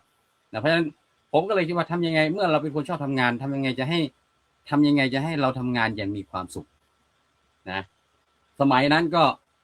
ก็คือรักชอบอะไรก็ทำผมชอบเขียนป้ายผมชอบประดับผ้าผมชอบสอนหนังสือผมก็จะทำแล้วมันมีความสุขเพราะว่ามันรักมันชอบนะฮะรักในสิ่งที่ทำคือสุขสนุกที่ได้ทำคือชอบนะฮะมันมียุคสมัยว่าทำไมไม่ไปเรียนคอมพิวเตอร์เรียนแล้วไปทำงานสร้างอาชีพได้นะผมก็ตอบเลยว่าผมไม่รักนะผมไม่รักงานแบบนั้นผมไม่ชอบงานแบบนั้นทำไมไม่ไปดูดวงดูหมอนะเป็นประโยค9ด้วยนะถ้าไปดูดวงดูหมอได้นะโอ้โหช่องทางหาเงินแล้วเยอะแยะไปผมก็ตอบไปเลยว่าผมไม่รักผมไม่ชอบเพราะฉะนั้นผมก็มีความสุขในการรักในสิ่งที่ทำคือสุขสนุกที่ได้ทำคือชอบก็ทำมามีความสุขในการสอนเด็กผมก็สอนเด็กบางอาทิตย์นะบางอาทิตย์25-26 ชั่วโมง25คาบนะอาจารย์ประภาสกลับจากโรงเรียนนอนแผ่แต่ว่าพอไปโรงเรียนพระอาจารย์มีความสุขแล้วนะไปตรงไหนก็ผู้ปกครองทักพระอาจารย์นี่พระอาจารย์ของลูกผมไปสอนบางโรงเรียนนะเขียนรูปผมไปข้างกำแพงเลยนะเขาบอกว่านั่นพระอาจารย์นั่นคือรูปพระอาจารย์นะ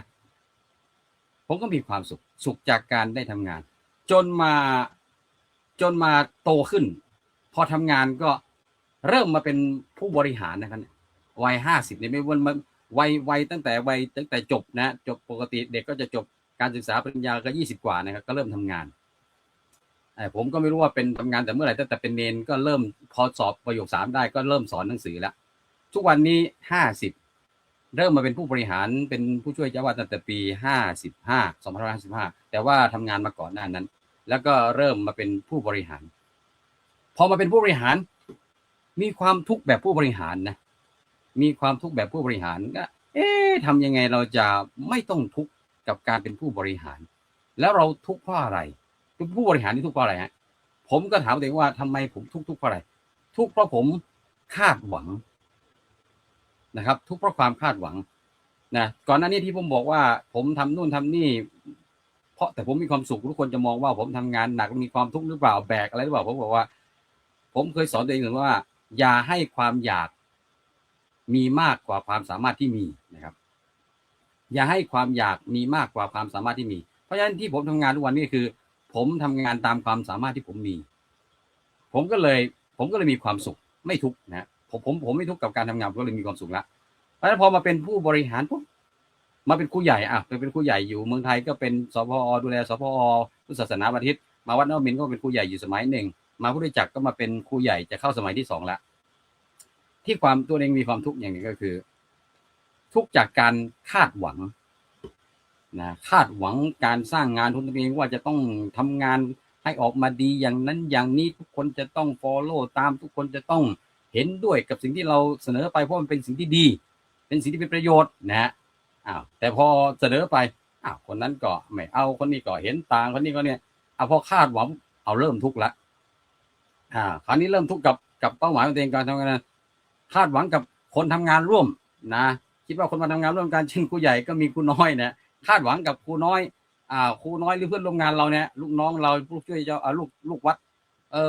จะทำอย่างนู้นจะทำอย่างนี้ทำไมไม่ทำอย่างนั้นทำไมไม่นี่อยากให้เขาทำอย่างนั้นอยากให้เขาเป็นอย่างนี้นะแต่พอเขาทำไม่ได้หรือไม่เป็นอย่างที่คิดก็ทุกข์เพราะฉะนั้นทักษะในการมีความสุขของผมในวัยของเริ่มเป็นผู้บริหารแล้วนะฮะคือผมลดความคาดหวังนะครับลดความคาดหวังเหมือนพระอาจารย์บรรลบพูดเนี่ยถูกใจผมอย่างว่าให้พอใจในสิ่งที่ตนมียินดีในสิ่งที่ตนได้เข้าใจเลยนะคือผมอยากจะบอกว่าผมใช้ iPhone ไม่รู้ตอนนี้ iPhone มันเท่าไหร่รุ่นเท่าไหร่นะผมยังใช้ iPhone 12อยู่นะครับนะเมื่อไหร่มันอัปเดตฟังก์ชันอะไรไม่ได้เมื่อนั้นนะผมก็อาจจะเปลี่ยนหรืออาจจะใช้ต่อไปใช่รุ่นเดียวกันโน้ตบุ๊กที่ผมใช้อยู่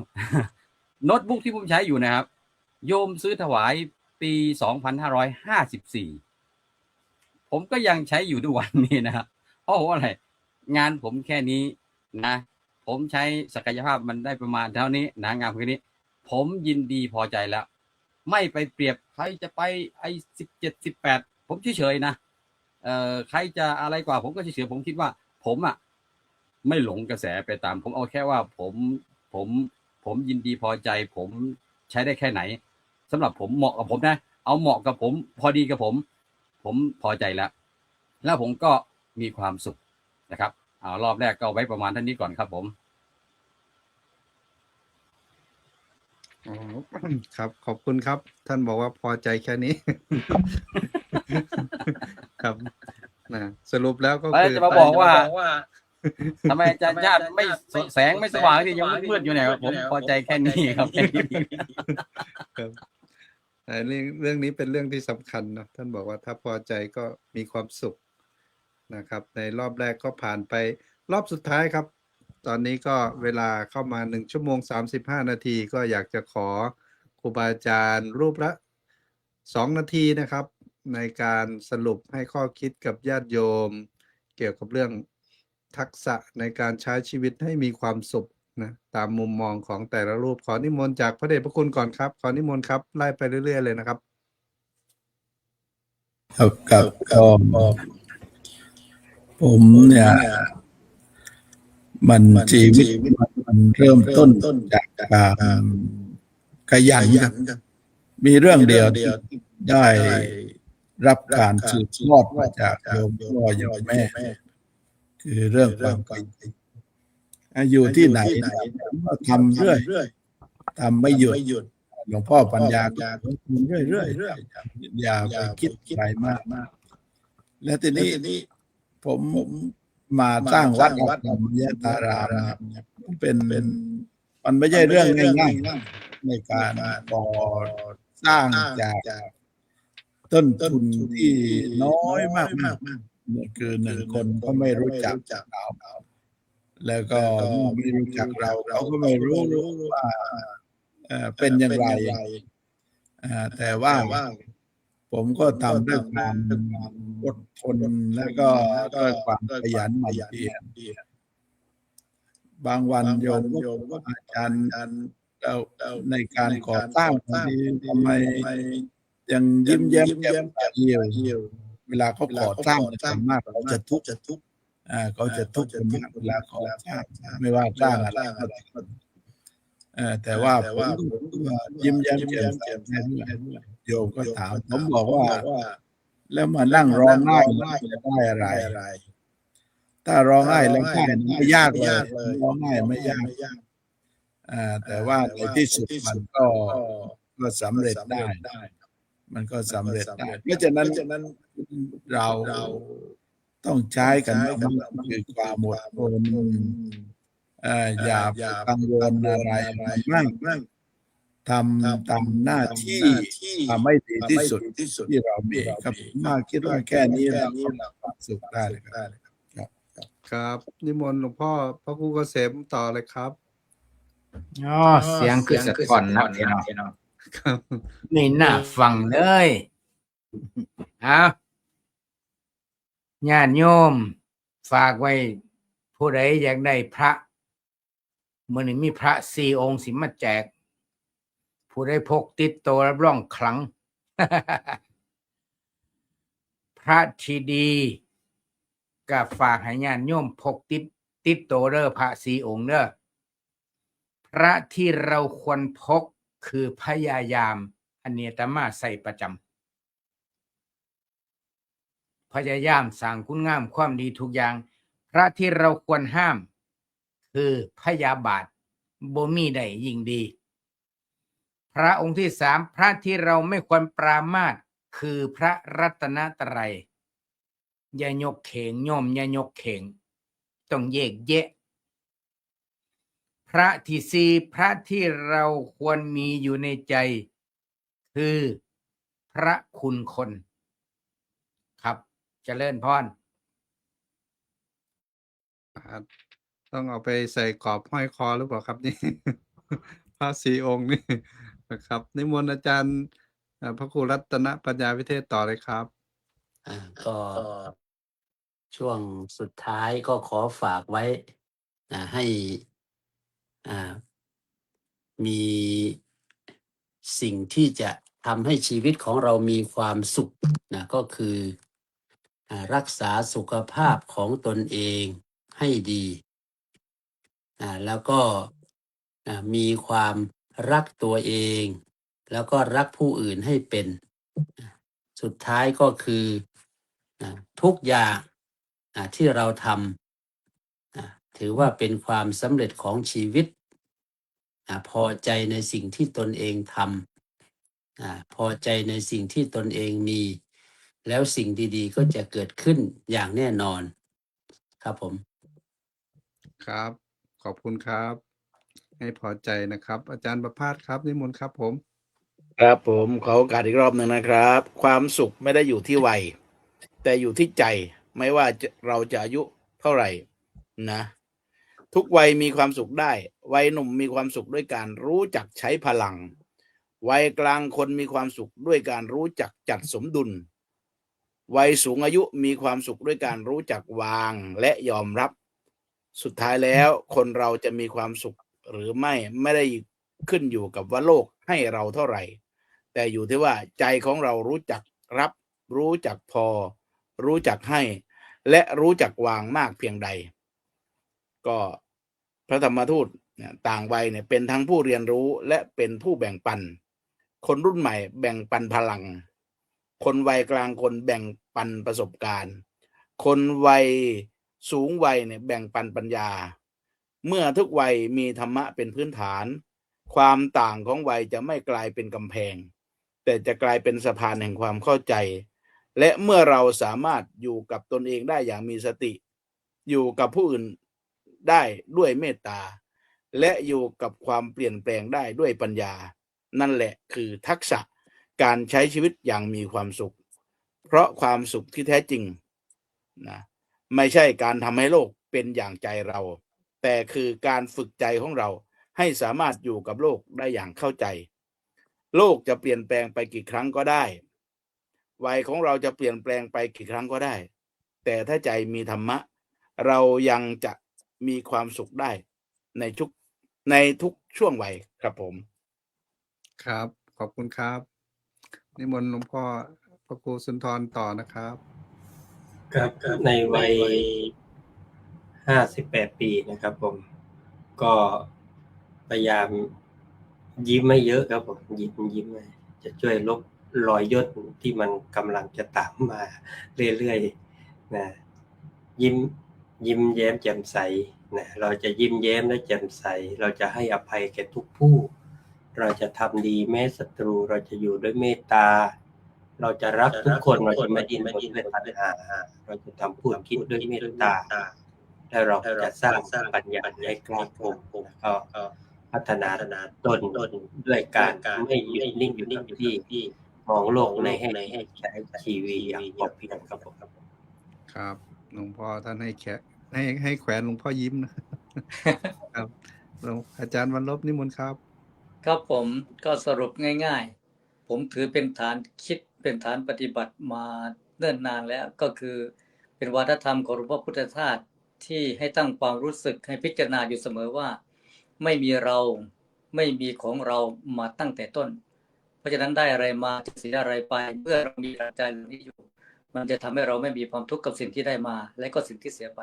ที่จะเป็นศิลปะสำหรับการจะพยุงจิตเราให้อยู่กับปัจจุบันได้จะมีความสุขปักกลับไปแค่นี้ครับผมครับพระอาจารย์มหาพิชาตินิมนต์ครับ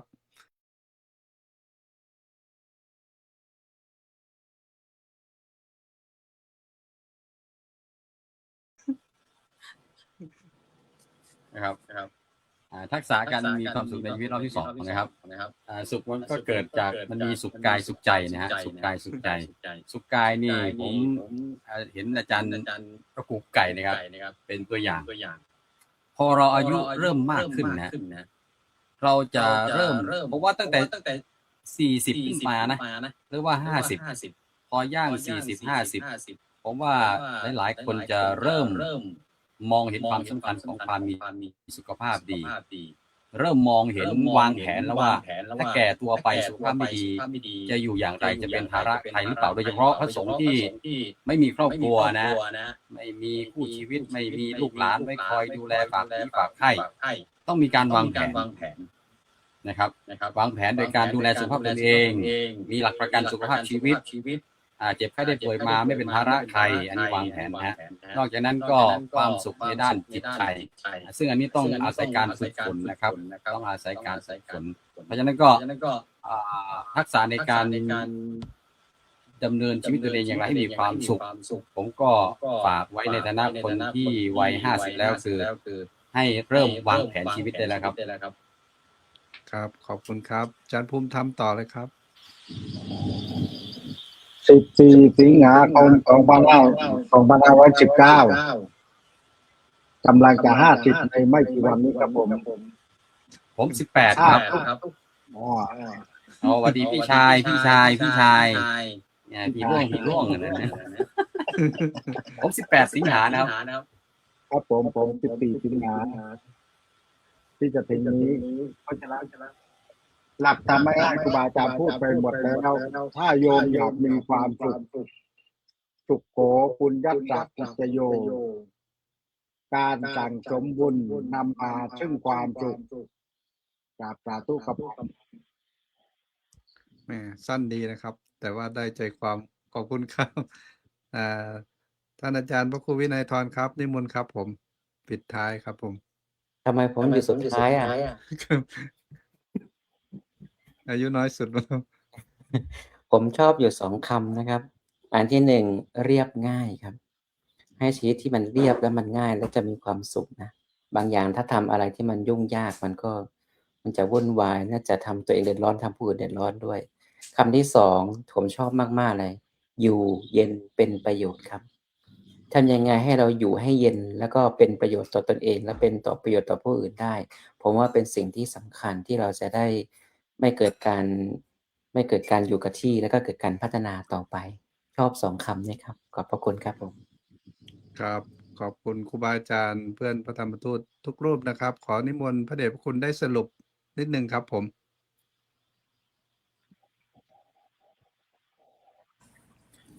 ก็คงไม่รู้จะสรุปไปแล้วก็สมบูรณ์อยู่ในตัวแล้วสรุปเถอะครับครับก็จบเลยครับสรุปจบเลยครับจบเลยครับวันนี้ขอปิดรายการเลยครับครับก็สาธุครับอนุโมทนากับครูบาอาจารย์ทุกรูปนะครับแล้วก็ญาติโยมทุกท่านที่เข้ามาติดตามรับชมรับฟังรายการพรุ่งนี้อย่าลืมติดตามอีกนะครั้งหนึ่งในเวลาเดิมก็คือเวลา 9 โมงเช้าของภาคตะวันออกของประเทศสหรัฐอเมริกาวันนี้ก็คงจะปิดท้ายด้วยเพลงเสียงธรรมจากสมัชชานะครับ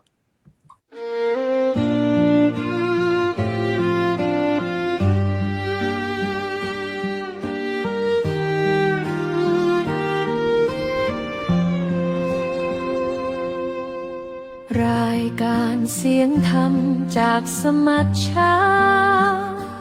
พระสงฆ์ไทยในอเมริกาสืบศาสนาด้วยแรงศรัทธาและเสียสละตนเปรียบดังแสงทองที่ส่องทางคนเสียงธรรมตามสายสู่ดวงใจชาวพุทธสดใสคลายทุกภัยในชีวิตขอให้เจริญในคุณความดีอริยสัจนี้บุญช่วยลาจากใต้สานเหนือสุดขอบฟ้าเสียงธรรมนี้นำพาความสุขมา